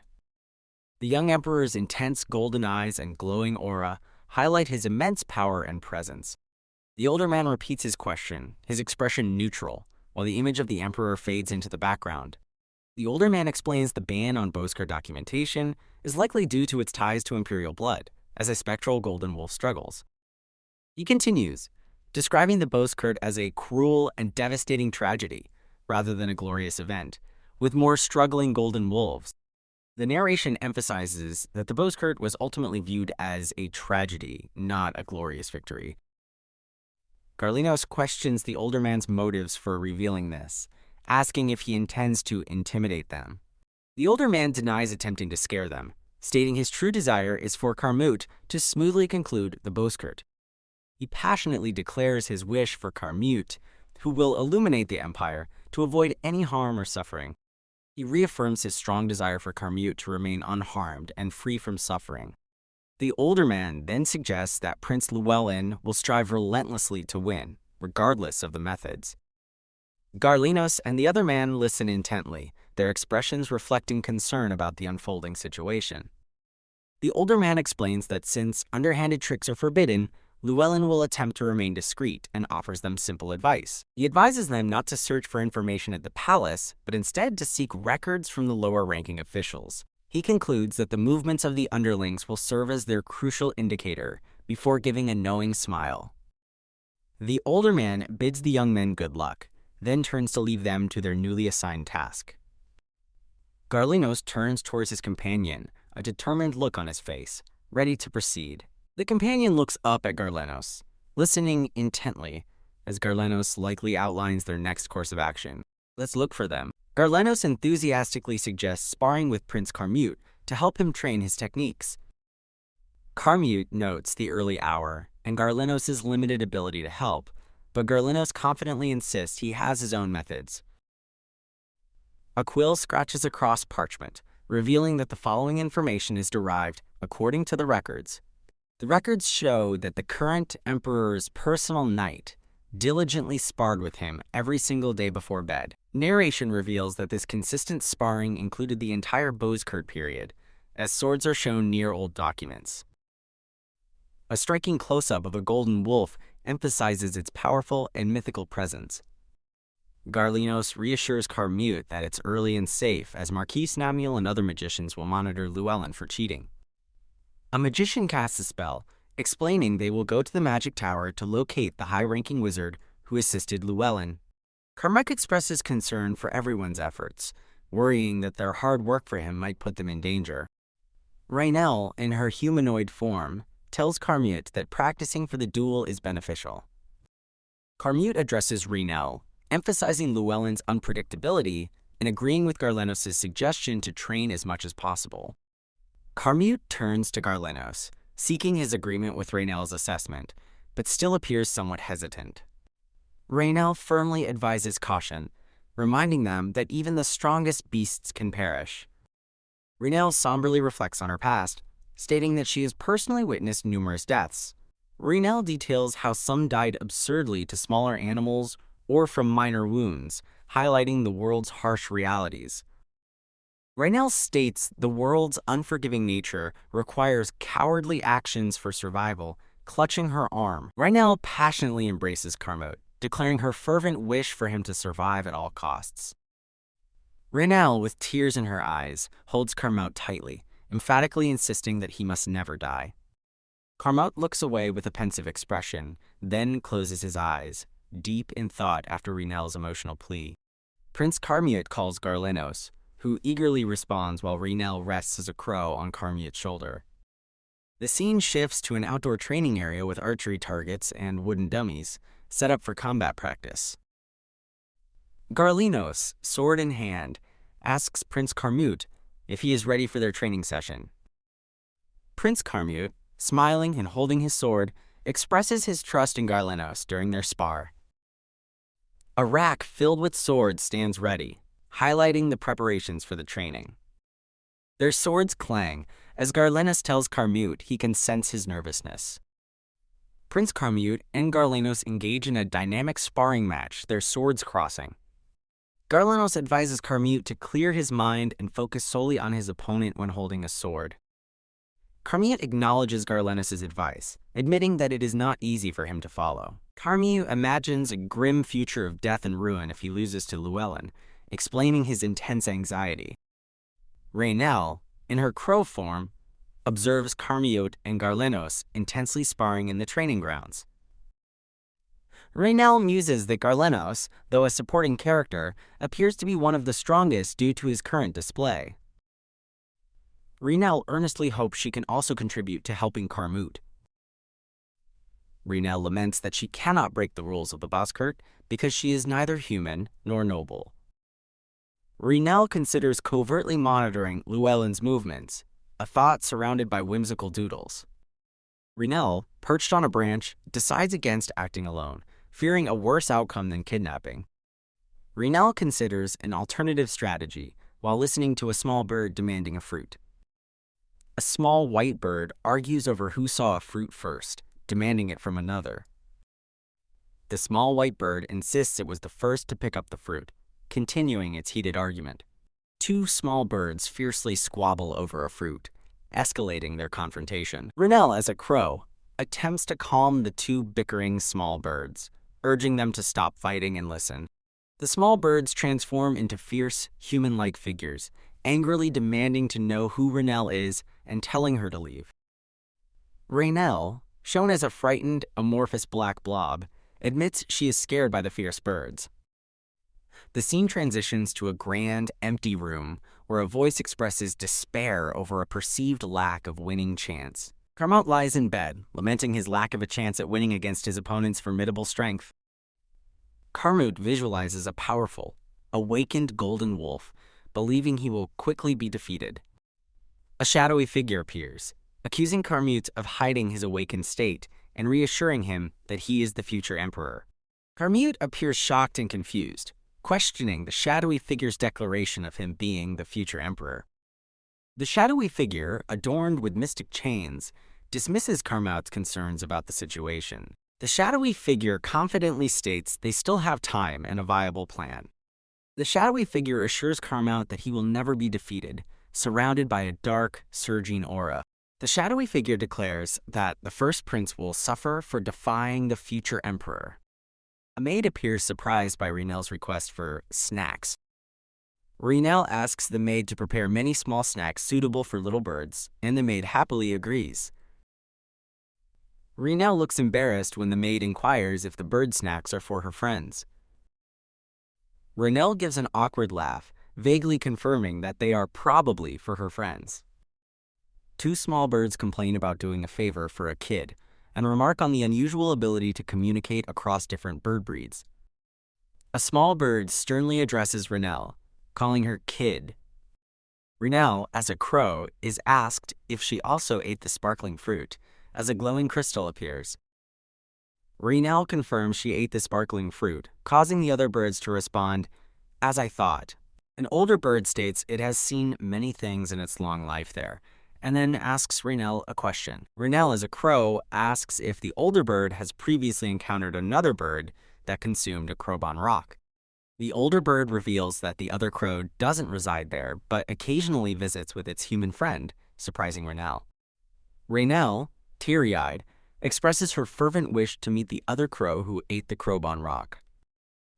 Raynell fantasizes about being lectured by a crow in a suit, eager to learn about her new powers. Raynell envisions a powerful crow beam attack, demonstrating her ambitious dreams to master new abilities. Raynell asks where she might find the other crow as the small birds fly away. A small bird tells Raynell it doesn't know the crow's whereabouts, and that the crow dislikes being talked about.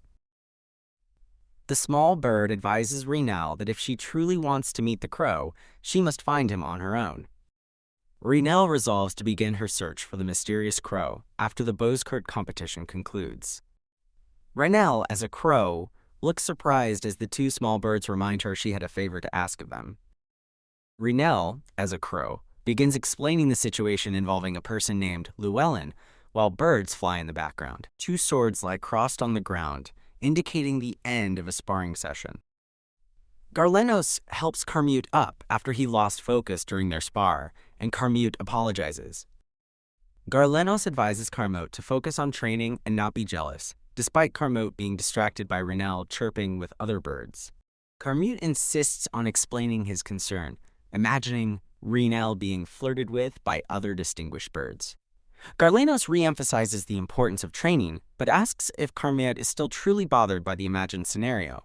Carmut appears shocked as Garlenos, surrounded by a menacing aura, offers to slice off the other birds' heads if commanded, causing Carmut to frantically refuse. Garlenos, with a fierce and determined expression, insists it is his duty to make the bothering birds pay and demands Carmut give the order. Raynell, as a frightened crow, notes Garlenos seems more bothered than Carmut and hopes to end the conversation before something bad happens, while Carmut promises to focus on training. The scene transitions to a grand interior room with a large chandelier hanging from the ceiling. Carmut and Raynell, in her humanoid form, discuss her plan. She confirms asking other birds to spy on Llewellyn to avoid drawing attention herself. Raynell explains she promised the birds many snacks as payment, and then loudly demands that Nadia, the maid, receive a raise for her hard work. Carmut listens to Raynell's explanation, appearing thoughtful and slightly hesitant. Carmite looks away, deep in thought, after hearing about Raynell's plan. Carmute unexpectedly apologizes to Reynell, who looks surprised and questions his sudden apology. Reynell, as a crow, confirms with the two small birds that their mission is to spy on Llewellyn, and they reluctantly agree.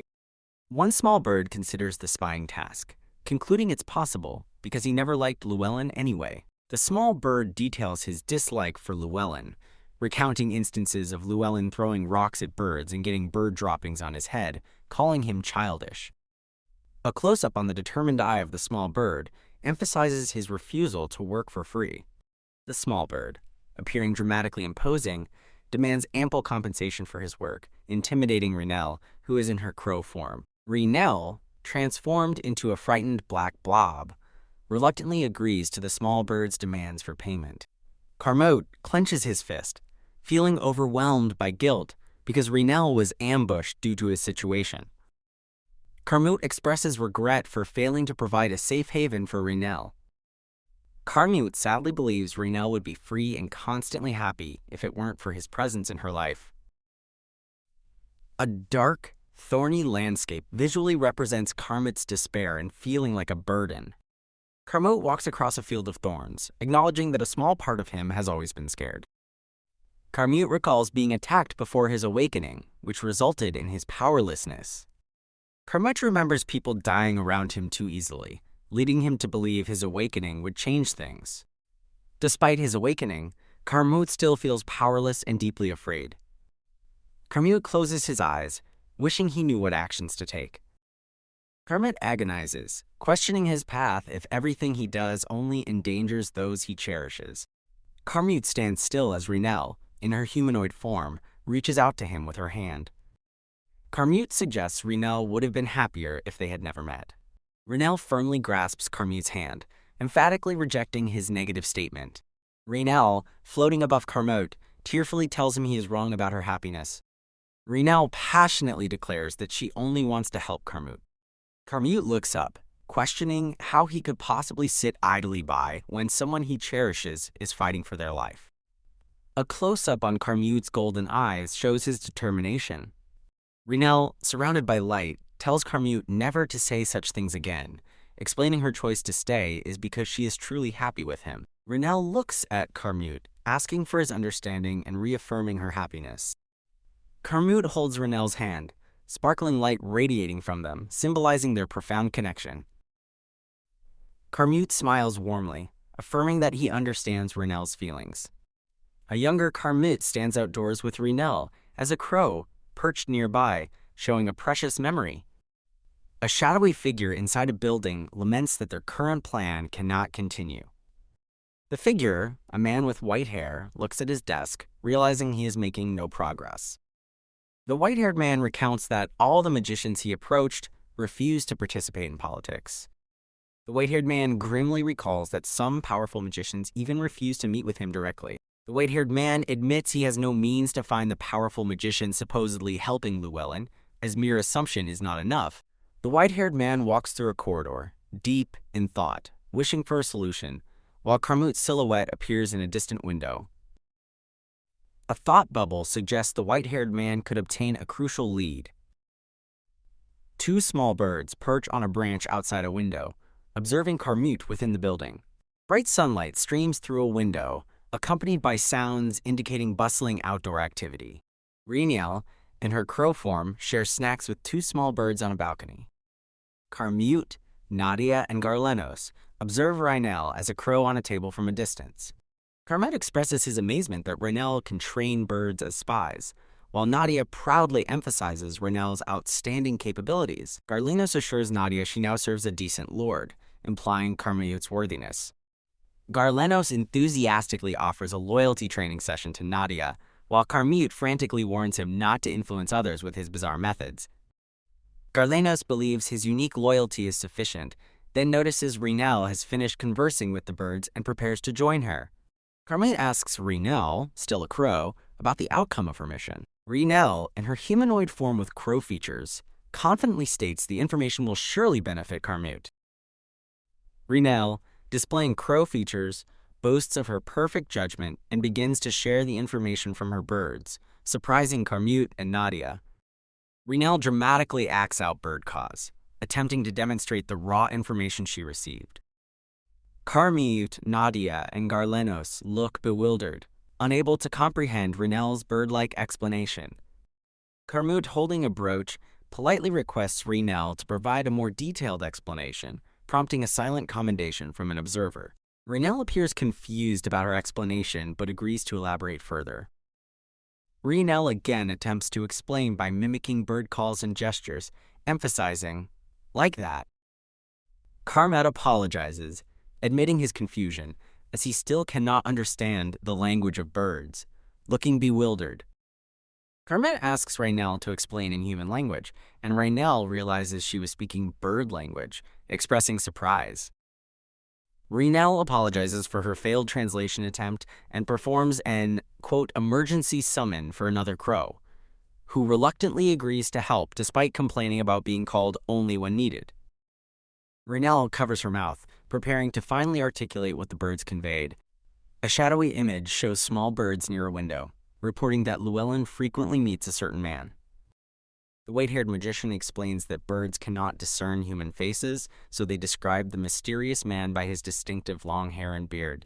The white-haired magician continues, relating that the birds found the man's voice unsettling and sensed an extremely unpleasant energy from him.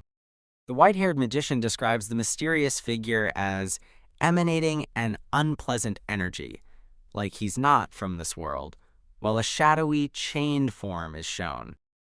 The white-haired magician concludes the birds instinctively felt it would be dangerous not to avoid the mysterious man. Reinel, in her human form, admits her lack of magic knowledge, but confidently asks Carmute if Namiel can locate the man based on the information. Carmute confirms that the provided information is sufficient, with a determined expression. Namiel, surrounded by numerous books, acknowledges that the information is indeed enough. Namiel repeats the description of the man's unsettling, otherworldly energy, questioning if such a person truly exists. Namiel begins to deduce, stating that the only one capable of wielding that kind of power is. Namiel, with a thoughtful gaze, seems to complete his deduction. Namiel identifies the powerful magician as Buphalos, one of the elder magicians, shown before a grand, ominous building.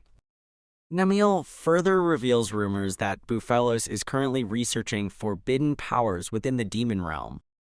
Namiel speculates that if someone with demon power aids the third prince, they will devise an alternative strategy to circumvent the Bozkurt rules. Namiel worries that they cannot predict the third prince's precise plan for the impending bloody battle, visualizing two wolf figures in an arena.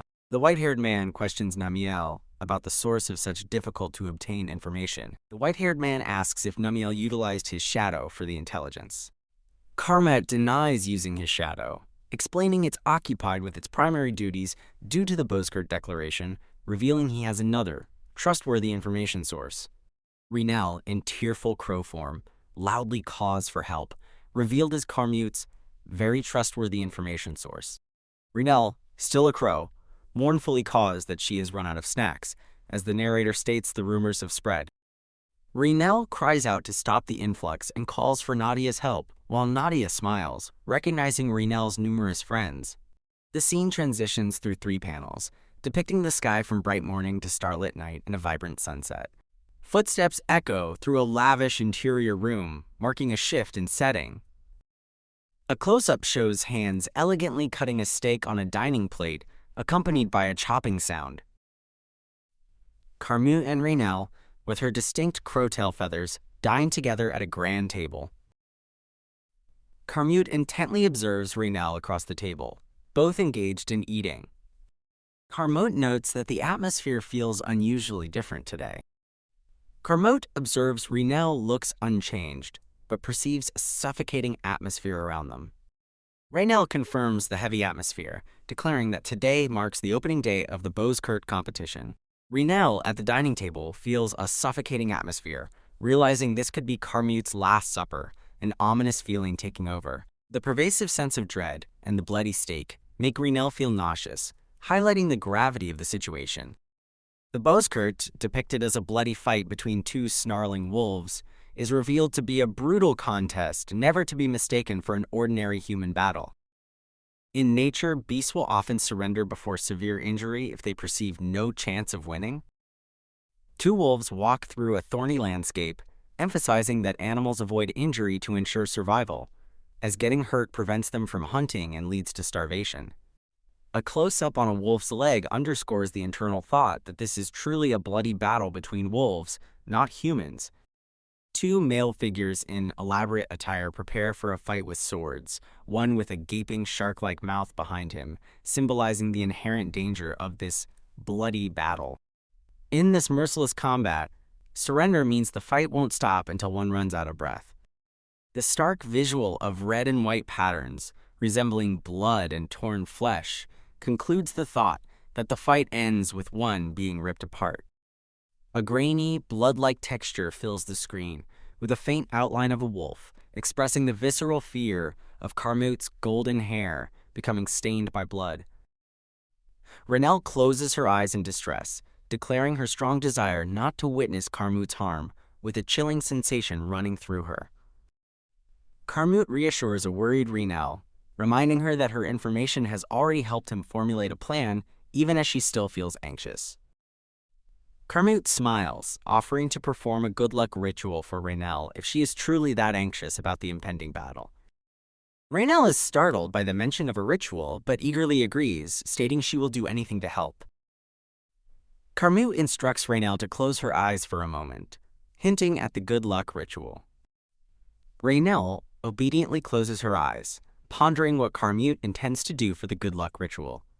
Carmut leans in and kisses Reinel, silencing her lips in a tender moment surrounded by sparkling light. Carmut promises Reinel that if he wins, he will do it properly, implying a more serious or complete romantic gesture. Carmut asks Reinel if she will accept his promise, a charming smile on his face as light sparkles around him. Startled and flustered by the kiss and Carmut's words, Reinel gasps and covers her mouth, her face flushed with embarrassment. Reinel dramatically transforms into a small crow, flying away in a panic from Carmut, letting out frantic caws. Carmut laughs softly, noting Reinel's shyness as she flies around as a crow, seemingly less nervous about the upcoming battle. Carmut looks calmly ahead, a subtle smile on his face, reaffirming to Reinel that she shouldn't worry. A loud declaration to survive echoes over a crowded arena as the Boskurt competition is about to begin. The crowd murmurs with anticipation, captured in a blurry shot emphasizing the large number of spectators. A man with white hair and a regal cloak dramatically raises his arm, declaring that the Boskurt has officially begun. A split image shows Carmut standing confidently on one side and a younger, defeated version of him on the other, representing past struggles and future determination. An elder observes the bright sky and grand architecture, expressing surprise at witnessing this generation's Boskurt. Two men in the crowd speculate about the winner, with one suggesting the first prince due to his imposing size during the declaration, while the other muses about the advantage of awakening first. The fiery figure of an antagonist looks enraged, while a man dismisses the idea that an early awakening guarantees victory, stating that build isn't everything. A subordinate tells Garlenos to endure the insults, advising that reacting will only empower their detractors.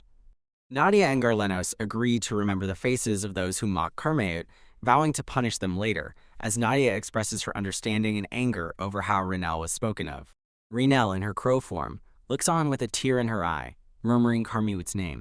Reinel's tearful thought for Carmut to be safe appears over his dramatic pose. As the declaration for the Boskurt begins again, the arena floor spreads out, and the thrilling announcement that the Boskurt has begun is shouted, marking the start of the competition. A character's boot hits the arena floor, signifying their entrance, as the crowd watches the unfolding event. A regal voice announces the rules of the bloody battle from a grand, ornate setting. Carmut stands ready in his wolf-like form as the first rule is declared. The victor of this bloody battle will take the throne. Another rule is announced, emphasizing that no one can interfere in the fight, ensuring a fair, unassisted combat. The rules continue, stating that receiving help will result in disqualification, and the winner will decide the condition for the loser. The speaker explains that if cheating is detected, magicians from the magic tower will investigate, and the two princes must accept their outcome. The white-haired elder speaks, addressing the two princes, one of whom is Carmote, with a stern expression. The elder wishes both princes luck, as an intense aura radiates from him. Carmote, in his wolf form with golden fur, stands ready, his teeth bared in a fierce expression. A past memory unfolds, showing a happy family scene with a king, queen, and their 4 young sons, including Carmote, conveying a sense of idyllic times. The narrative box laments that they all believed they would live happily ever after, just like in fairy tales, while white flowers frame the scene. The joyful imagery shatters as the narrative reveals a sudden illness that struck his mother, causing everything to go wrong. A thorny vine wraps around a beautiful, wilting flower, visually representing the narrator's despair as everything started going wrong. The narrative explains that his mother could not be treated, even with the best efforts of all the Empire's priests. A shadowy, sorrowful scene shows the father neglecting his children, including a young Carmote, consumed by grief for his sick wife. The narrator questions if the family turmoil caused Llewellyn's sudden awakening, lamenting his increasingly selfish and worsened personality. The nobles seize the opportunity to create factions, fragmenting the court as the narrator foreshadows a grim conclusion. Amidst a thorny, desolate scene, the narrative reveals that the second prince tragically died in an accident among the 4 royal children. The narrative states the second prince's death was attributed to a horsefall, but no one in the palace believed it was a genuine accident. The young second prince reaches out desperately, his eyes wide with terror as he seemingly falls from a high, rocky edge. A shadowy, glowing hand looms above a tearful young Carmote as the narration asserts that the truth about the prince's death was obvious. The looming threat of succession meant proving loyalty by eliminating competitors, a grim reality for the potential next emperor among the 4 children. A terrified young Carmote looks over his shoulder as a shining sword is poised to strike in a menacing blood-red glow. 2 small, lifeless forms lie in a dark, thorny landscape, reflecting the grim reality that eliminating competitors was a commonly accepted idea. A golden-haired prince lies seemingly lifeless amidst white flowers. As the narrative explains, he was so shocked by the second prince's death that he followed him. Thorny branches frame a crimson sky, signifying a huge, irreparable crack that had formed within the imperial palace. Golden light streaks across a bright blue sky above the majestic arena, setting the stage for the unfolding events in this very place. A snarling wolf's bared fangs dominate the frame, as the narrative refers to the combatants as the Twisted Brothers. 2 fierce wolves confront each other in a stylized depiction of battle, foreshadowing their fight to the death, where they will bite and kill each other. A man gazes at a glowing portrait of a once happy royal family, reflecting on what a bitter thought it is given their current circumstances.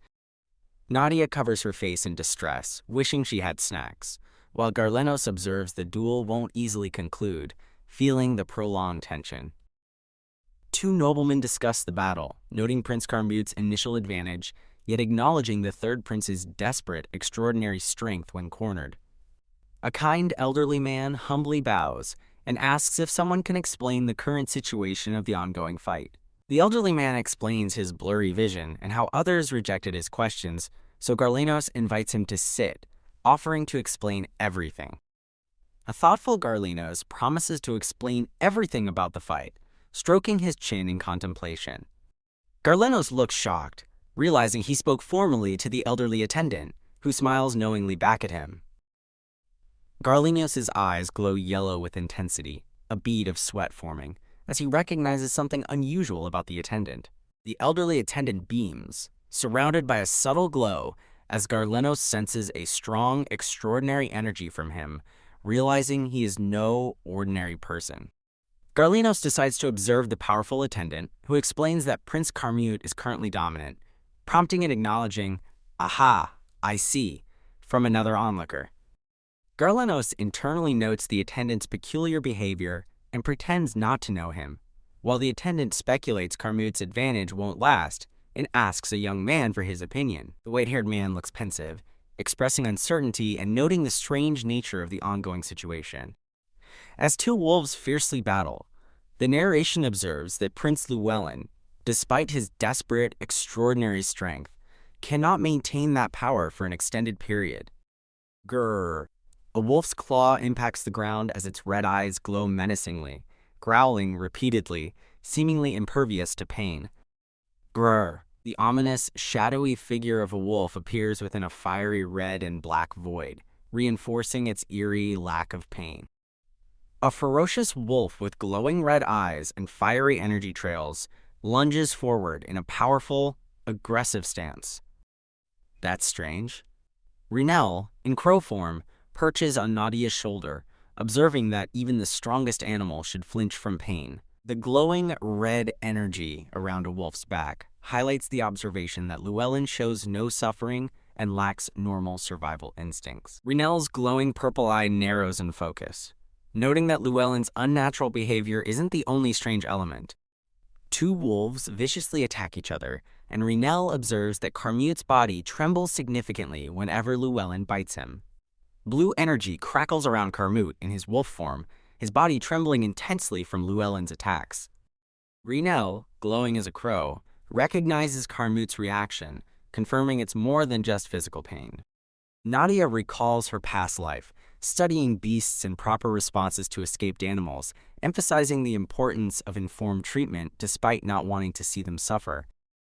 Various weapons like anesthesia guns, drug guns, and darts are displayed, revealing the tools used for animal control, with one more thing to come.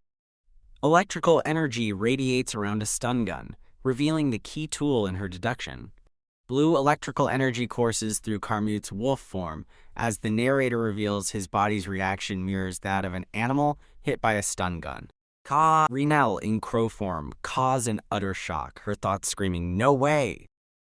The elderly attendant, observing Reinel in her crow form, notes that the bird is much smarter than he initially thought. The elderly attendant smiles subtly, his eye glowing, as he muses that while this wasn't his initial reason for coming, something else has caught his attention.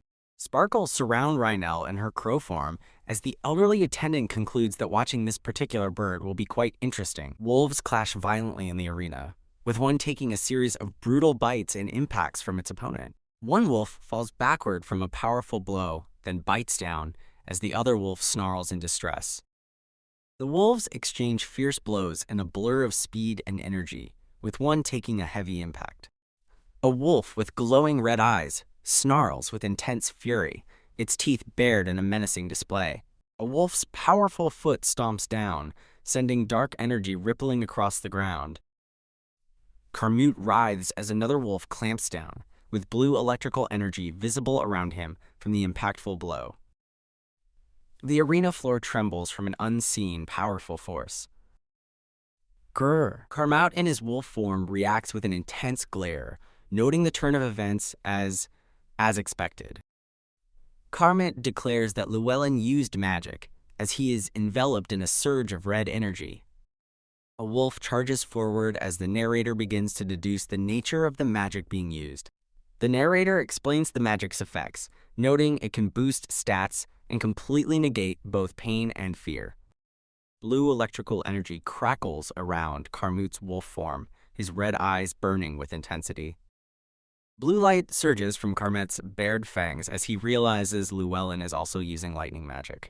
Carmute, in wolf form, acknowledges that he anticipated Llewellyn's underhanded tactics, but not the extreme extent of them. Carmute recognizes Llewellyn's cunning in employing magic that remains undetectable to external observers. Carmute assesses that the magic, while non-lethal, sufficiently empowers Llewellyn to contend on par with him. Karchenwat, in wolf form, worries about Llewellyn unleashing demon realm power and realizes he must heed Namiel's advice. The white-haired man, presumably Namiel, tells Carmute that while direct advice is restricted by rules, he can provide an overview for dealing with demon-infected magic. Namiel extends his hand to Carmute, explaining he can give an overview on dealing with demon realm-infected magic and creatures, to which Carmute agrees, hoping the knowledge isn't needed. A hand gestures as the speaker advises preserving stamina and forcing the opponent to exhaust their strength, especially against unknown magic. The advice warns that contact with demon-infected opponents could lead to a curse, as Llewellyn's wolf form pulses with ominous red energy. The advice concludes by emphasizing extreme caution to avoid contact with the opponent's blood. The white-haired man questions whether to avoid touching the opponent's blood, and Namiel confirms it, advising strategic planning for minimal contact despite the battle's difficulty. Carmute looks grim, contemplating the immense difficulty of the task ahead. Two wolves fiercely clash, enveloped by golden, thorny energy that crackles around them.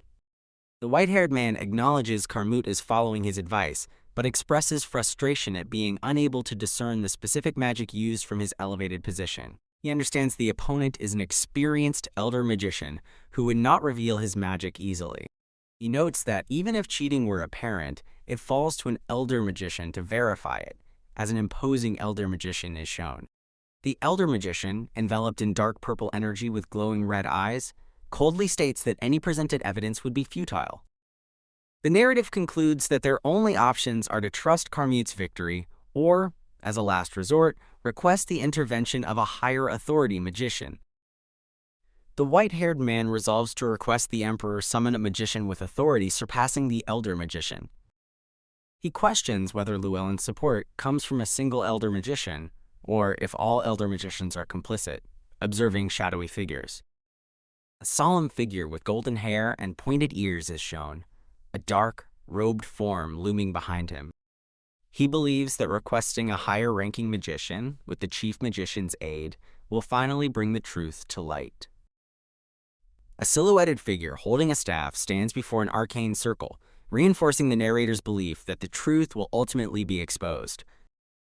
This secret, unswayable individual would require a life-risking request to secure their presence.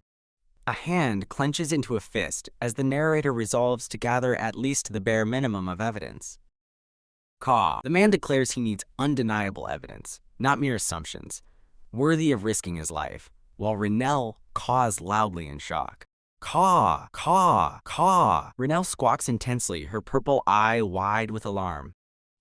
A man questions Renelle's unusual behavior, then asks if she has something to convey to Marquise Namiel as Nadia watches attentively. Caw, caw, caw. Renelle, in crow form, cries out in alarm, internally screaming that Llewellyn is using lightning magic. Tack, the man wonders if Renelle is restless, while Renelle internally laments her inability to communicate in human speech or transform, feeling driven insane. Renelle desperately attempts to communicate with Namiel through frantic body language, screeching Llewellyn's name and lightning magic, urging him to stop it now. The white-haired man, Namiel, appears pensive, speculating if the crow has detected something significant. He recalls Renelle's unusually intelligent behavior, pondering its meaning. Garlinos moves to intervene, but the gray-haired man restrains him, while Renelle caws an affirmation to the idea of stopping the Boskert. Renelle cries out that Carmut will collapse from the electrical shocks, while the man attempts to decipher her frantic caws. Two crows nod in unison, expressing relief that at least some understanding has been achieved. Caw, caw. Garlinos passionately declares they must stop the violent battle immediately, but the gray-haired man holds him back, advising patience for concrete evidence. Garlinos insists he cannot wait, while the gray-haired man and another nobleman question his sincerity regarding the quote of death's unusual reaction. Garlinos explodes in rage, demanding they address Renelle respectfully and not as the bird of death, his anger likened to a frog forgetting its origins. The gray-haired man acknowledges his rudeness towards the crow and Carmute's affection for her, but stresses they must not act rashly and need to strategize their next move. Nadia asks an elderly woman what to do when high-status individuals disagree, and the woman chuckles, advising her to simply wait quietly. The elderly woman smiles warmly, suggesting Carmute's progress is evidence enough, urging them to trust him and his supporters. Nadia, surprised, asks the elderly woman if she works in the imperial palace, admitting she doesn't recognize her. The elderly woman sighs, observing that the situation seems chaotic even in her own domain. Nadia asks for an explanation of the unfolding events, and the elderly woman agrees to provide one. Someone dramatically calls for everyone's attention, directing them to look at the unfolding scene as Renelle sits calmly beside Garlinos and Namiel. A booming declaration announces that His Highness Carmute is successfully suppressing His Highness Llewellyn. Carmute, in his wolf form, pins down Llewellyn, who coughs in distress as he struggles underneath. Llewellyn, in his wolf form, lies defeated and coughing on the ground, clearly overwhelmed. Namiel smiles, noting that Carmute has discerned all of his opponent's powers and can achieve victory without spilling blood. The gray-haired man informs Garlenos that they no longer need to intervene, explaining that Llewellyn's pain resistance magic is useless if he cannot breathe. Renelle, in crow form, closes her eyes in relief, seemingly content that the conflict will resolve peacefully. A wave of relief washes over the scene, indicating that the immediate crisis appears to be over. Llewellyn's wolf form collapses amidst a dark, ominous red energy, signaling his apparent defeat. Llewellyn suddenly transforms into his human form, eyes glowing red, as powerful red energy radiates from him. The onlookers are utterly shocked by Llewellyn's transformation, questioning if he is giving up on winning. Llewellyn smirks, enveloped in red energy, as the question of his surrender hangs in the air. Llewellyn recalls an earlier moment where the elder magician instructed him on a last resort method if his magic failed. The elder magician, with a stern look, prepares to reveal the nature of this drastic, last resort method. The elder magician addresses the emperor, preparing to make a significant public announcement. He boldly declares that cheating has occurred in the ongoing sacred battle. A dramatic revelation shows the accuser's true intention is to frame Carmute. The accuser highlights Marquis Charmant Namiel as the long-standing supporter of the first prince. The accuser points to Reinel the crow, claiming Namiel, as a royal and a magician, used black magic to ensure Prince Carmute's cowardly victory. The sheer audacity of the accusation leaves the listener utterly stunned and speechless. Llewellyn, with a sinister smile, asserts that the rules dictate the next course of action. He states that the necessary evidence for his claim will be formally presented. Llewellyn, in his wolf form, stands before the shadowy figures of the elder magicians, implying their complicity. He confirms that the fabricated evidence will be provided by the elder magicians. Llewellyn smirks with triumphant satisfaction, certain his deceptive plan is flawless. Llewellyn confidently looks down at his fallen opponent, declaring his inevitable victory in the fight. Other magicians express skepticism, detecting no special magic from Carmute and doubting Namiel's ability to trick everyone, realizing their previous conversation was a diversion. A hooded man asks another cloaked figure about the real culprit behind the situation. The robed figure, standing amidst arcane symbols, names Bupelos as the true power at play. Namiel, with a pensive look, notes that Bupelos and his associates seem fundamentally different from others. Namiel observes the crowd, acknowledging that some present are aware of the truth about Demon Realm magic research. Namiel considers that those with knowledge of Demon Realm magic might also know his past role in stopping demons. A hand gestures as Llewellyn's voice asserts that the first prince, Carmute, used the power of demons to awaken. Llewellyn, in his human wolf form, accuses Carmute of using demon powers against him in the arena. The accusation continues, asserting that Carmute used the demonic power to cheat in the bloody battle. Renelle, in crow form, sweats profusely, utterly bewildered and outraged by the nonsensical claims. Reinel, still a crow, internally rages at the accuser's confident lies, sarcastically noting he would make an excellent politician. The elder magician, Bupelos, observes the unfolding drama with a stoic and impassive expression. Bupelos questions if anyone else has noticed the strangeness of Carmute's awakening, noting that imperial awakenings usually occur before adulthood. Bupelos emphasizes that Carmute awakened as an adult, and his awakened form and strength are exceptionally unordinary. Bupelos adds to his case, highlighting Carmute's recent disappearance as suspicious. Bupelos concludes that Carmute faked his attack and disappearance, awakening with the aid of Marquis Namiel's black magic. Namiel burst out in angry denial, vehemently declaring that this entire situation is a setup. Namiel fiercely refutes the black magic claim, stating he personally gave Carmute the Crovan Rock, which caused his natural awakening.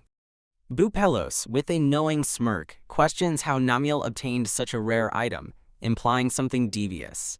Bupelos dismisses Namiel's explanation as a joke and demands proof, while other magicians confirm the rarity of the Croven rock.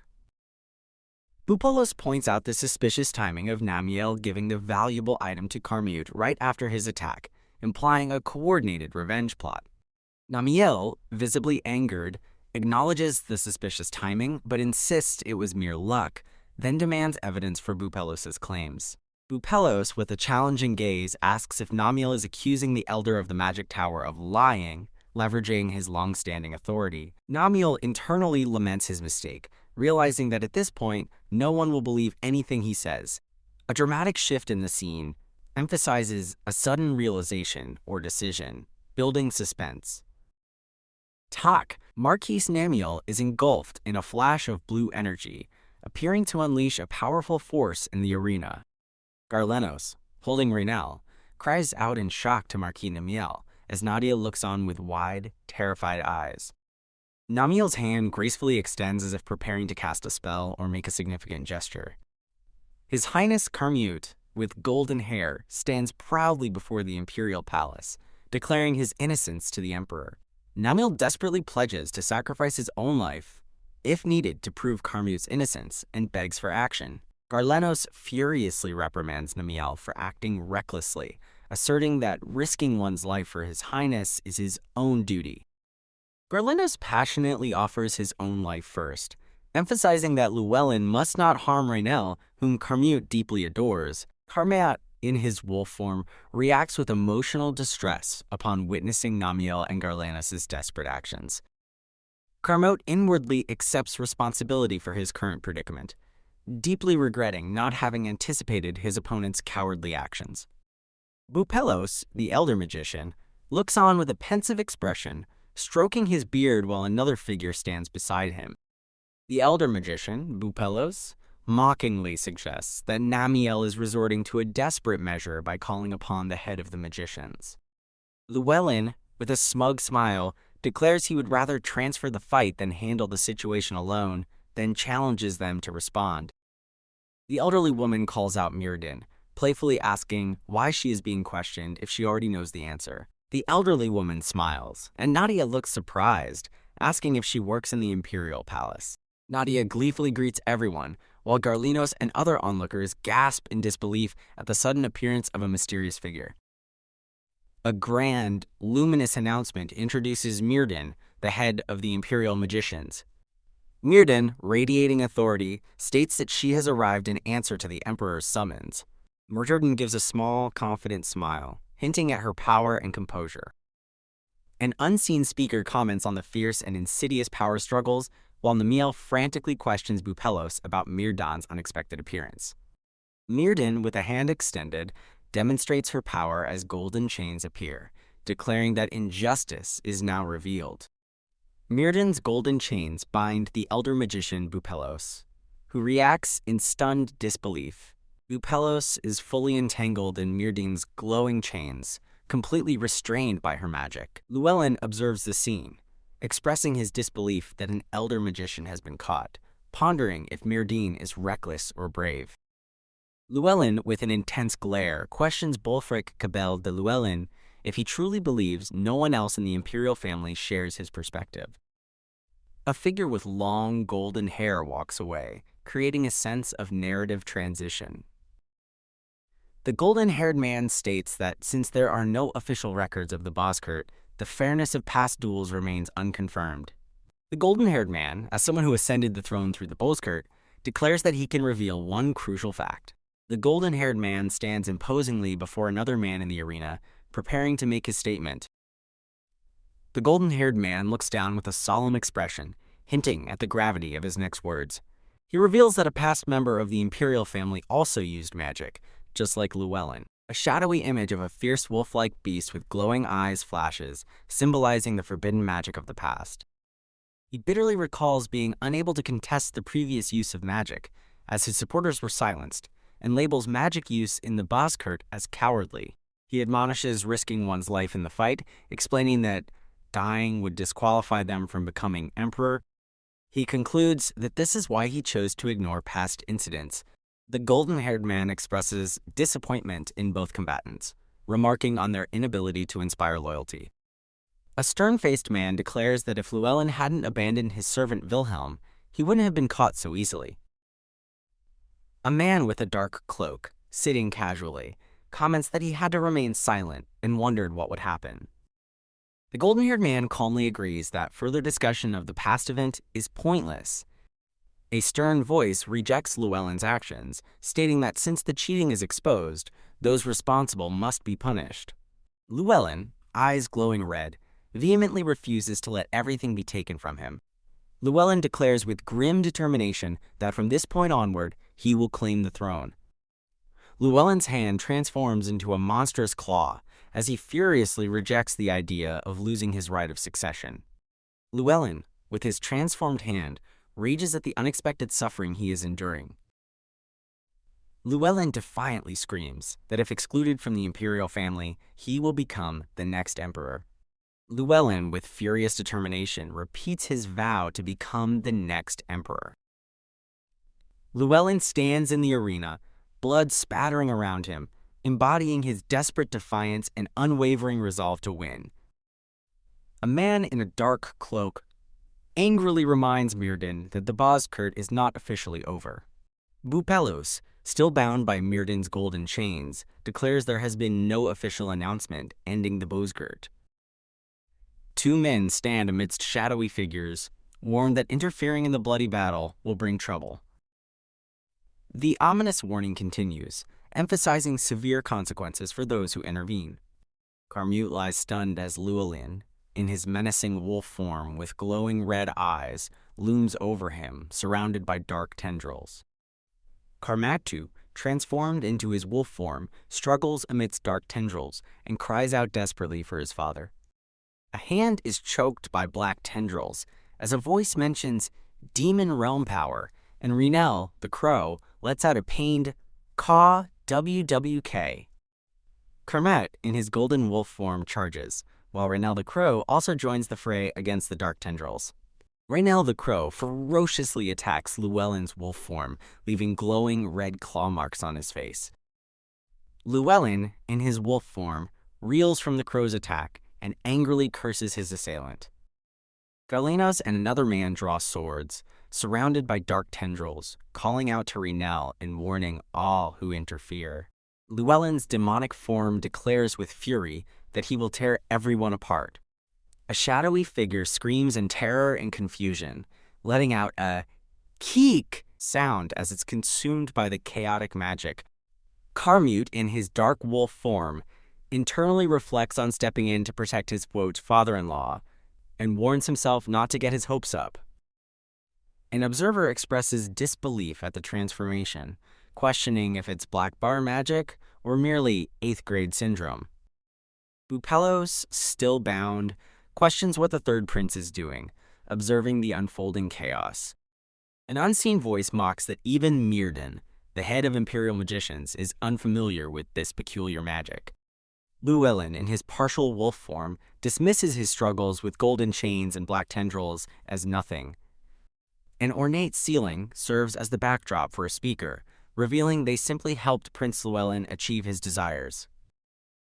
A flashback shows a young Llewellyn reaching out to a towering, cloaked figure, likely seeking guidance or power. The young Llewellyn's image appears as a voice, reveals that Prince Llewellyn himself was responsible for his own darkness. A voice continues, asserting that Llewellyn deliberately cultivated the darkness within himself. Llewellyn's sinister smile is highlighted, framed by thorny black tendrils, emphasizing his malevolent pleasure. Llewellyn's hand is engulfed in glowing chains, while his wolf form appears distressed. He laments using too much energy for his temporary body. Llewellyn, partially obscured by black smoke and golden chains, declares his departure but promises to meet Myrddin again. Bupelos, entangled in Myrddin's golden chains, expresses a resigned TCH, acknowledging his defeat and the end of the situation. Bupelos struggles against the chains, his face distorted in pain, as Reinel the crow emits a cock sound. Carmute lies on the ground as Reinel the crow flies overhead, while another calls out, "Your Highness!" Carmut is helped to his feet by the white-haired man, surprised Llewellyn didn't attack him, realizing Reinel protected him. Carmut observes that Llewellyn's temporary body was a weakness, deeming it enough to expel him, while Garlenos reveals others are fighting demon realm shadows. An observer questions protecting those unfamiliar with the demon creatures, as Carmut wonders why the shadows persist after Llewellyn's departure. Garlenos prepares to cast a powerful spell, surrounded by intricate magical symbols, ready to engage the lingering shadows. A speaker explains that the shadows are sustained by Prince Llewellyn's power, requiring his defeat to stop them. The Emperor, a golden-haired man, remarks to Merdine that she knows him too well, implying their shared understanding. The Emperor watches Carmut, now in his wolf form, struggle against the dark tendrils, stating his desire for Carmut to overcome the situation. Carmut, still in wolf form and entangled in dark tendrils, asserts that the Bozkurt battle has not yet concluded. Carmut reflects on his inability to move, feeling his wounds, and acknowledges his judgment is blurred by unforeseen variables. Carmut's wolf form struggles with dark tendrils, while Reinel the Crow looks on, implying a crucial turning point is about to happen. Carmut, partially transformed, defiantly declares, "Who cares about that?" dismissing his pain and focusing on fighting. Carmut internally reflects on his past tendency to depend on others and blame himself. Carmut continues his internal monologue, reaffirming his self-blame, signaling a moment of profound introspection. Carmut, in his determined wolf form, stands ready with Reinel the Crow nearby, surrounded by ominous dark tendrils and glowing purple magic. Carmut proclaims his motivation to protect the many people relying on him. Carmut's wolf mouth opens wide, revealing sharp teeth, emphasizing his fierce determination and readiness to fight. Carmut's golden fur glows, bursting with power as dark tendrils dissipate around him, signaling a resurgence of his strength. Carmut, now fully empowered in his wolf form, charges forward, shattering the ground with immense force. Carmut, in his golden wolf form, stands victorious over Llewellyn's defeated dark wolf form, amidst shattered debris. Reinel the Crow observes from above, as Carmut, now human again, smiles confidently, while Garlenos acknowledges him.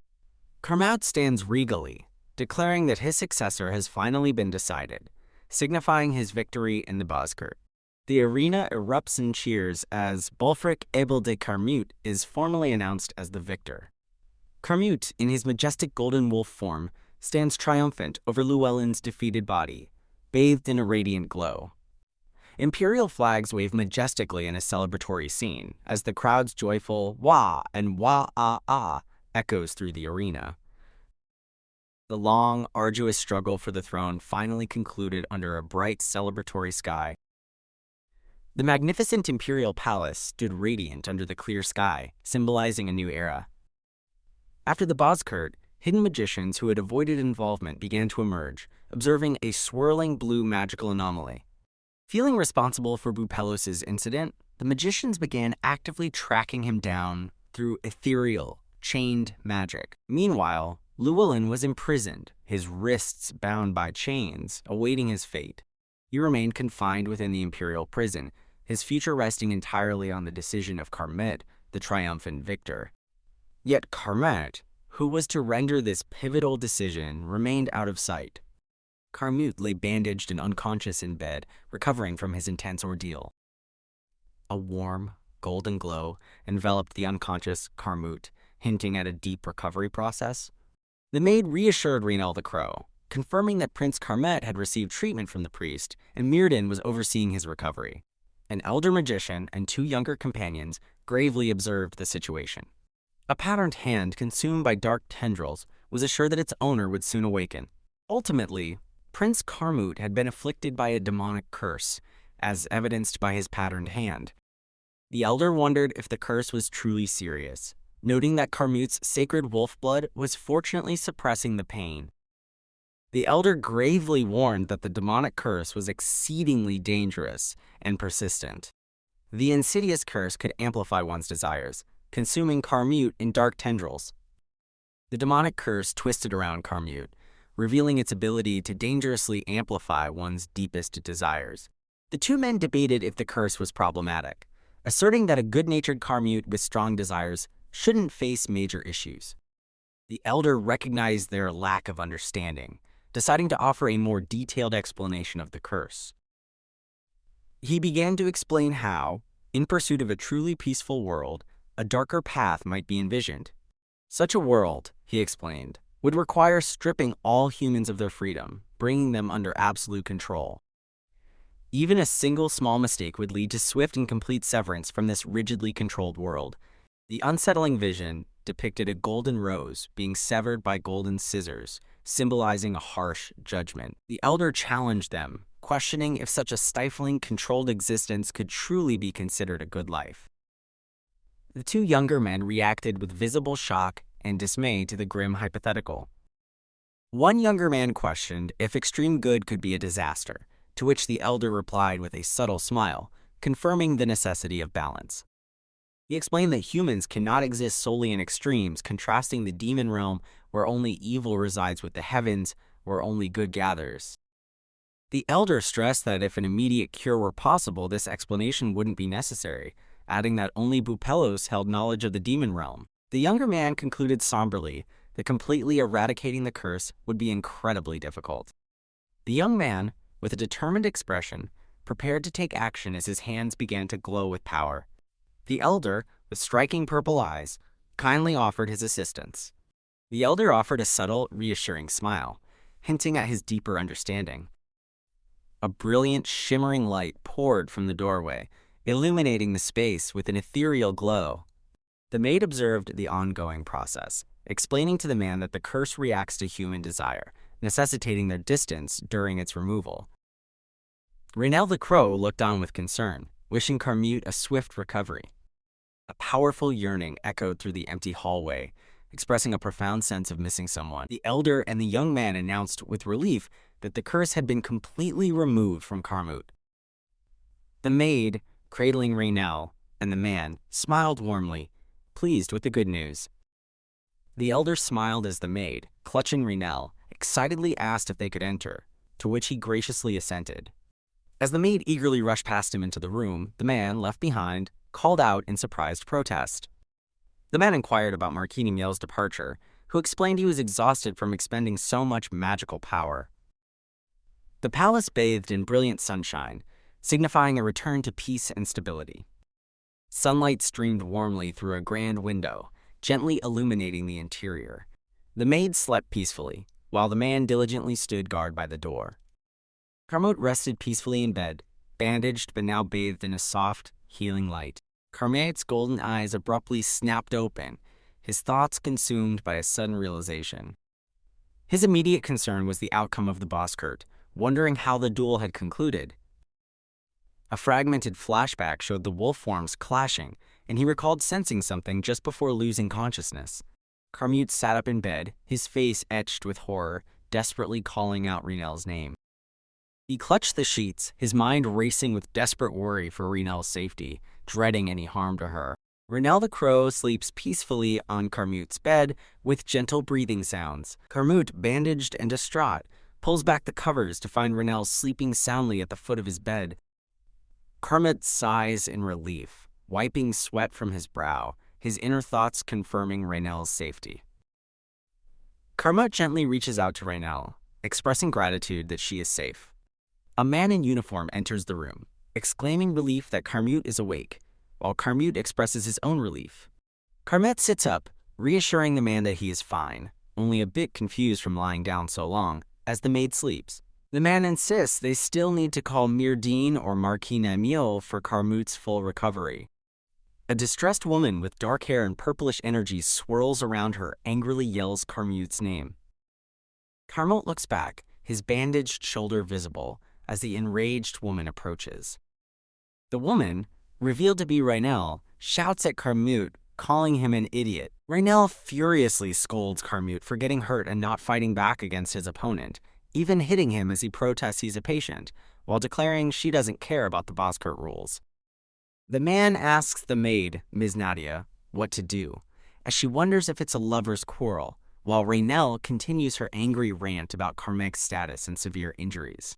The man and maid quickly decide to call the magicians, urging Carmute not to move to avoid reopening his wounds, as Raynell declares his injuries are no different from almost dying. Raynell tearfully reminds Carmute he promised not to die, acknowledging her own unreasonableness. Raynell's thoughts show a flashback to Carmute's defeated wolf form, understanding that his decision was the best one despite the outcome.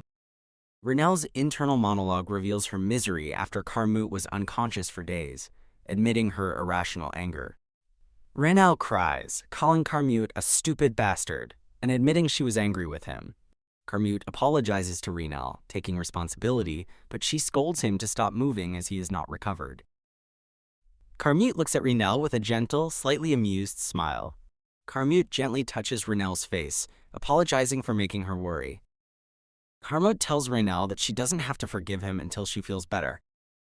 Raynell cries as Carmute comforts her, telling her to take her time healing. Raynell's internal thought expresses her continued emotional state, surrounded by a floral border. Raynell apologizes for getting mad, but Carmute tells her she doesn't need to apologize. Raynell blushes and covers her face. Embarrassed, she cried in front of Carmute and acted childishly. Knock! A voice from outside the door announces that Marquise Namiel and Myrdine are here for Prince Carmute.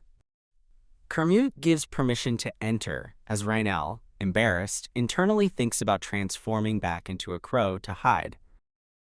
Myrdine, Marquis Namiel, and the maid enter, asking Carmute how he feels and if he experiences anything strange. Carmute replies he's fine, just drowsy, as Myrdine warmly tells him not to use honorifics.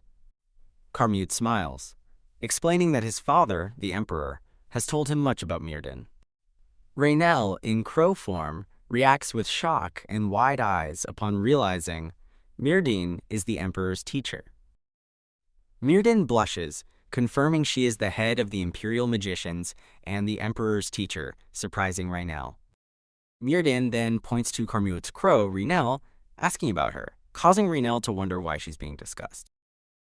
A flashback panel shows Raynell in crow form, with the maid and Marquis Namiel, as Myrdine reveals Raynell noticed Llewellyn cheating during the Bosgurt.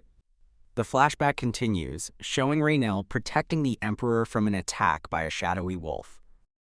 Myrdine states that she also believes Raynell can understand their current conversation. Myrdine smiles knowingly, declaring that she doesn't think Raynell is just an ordinary crow.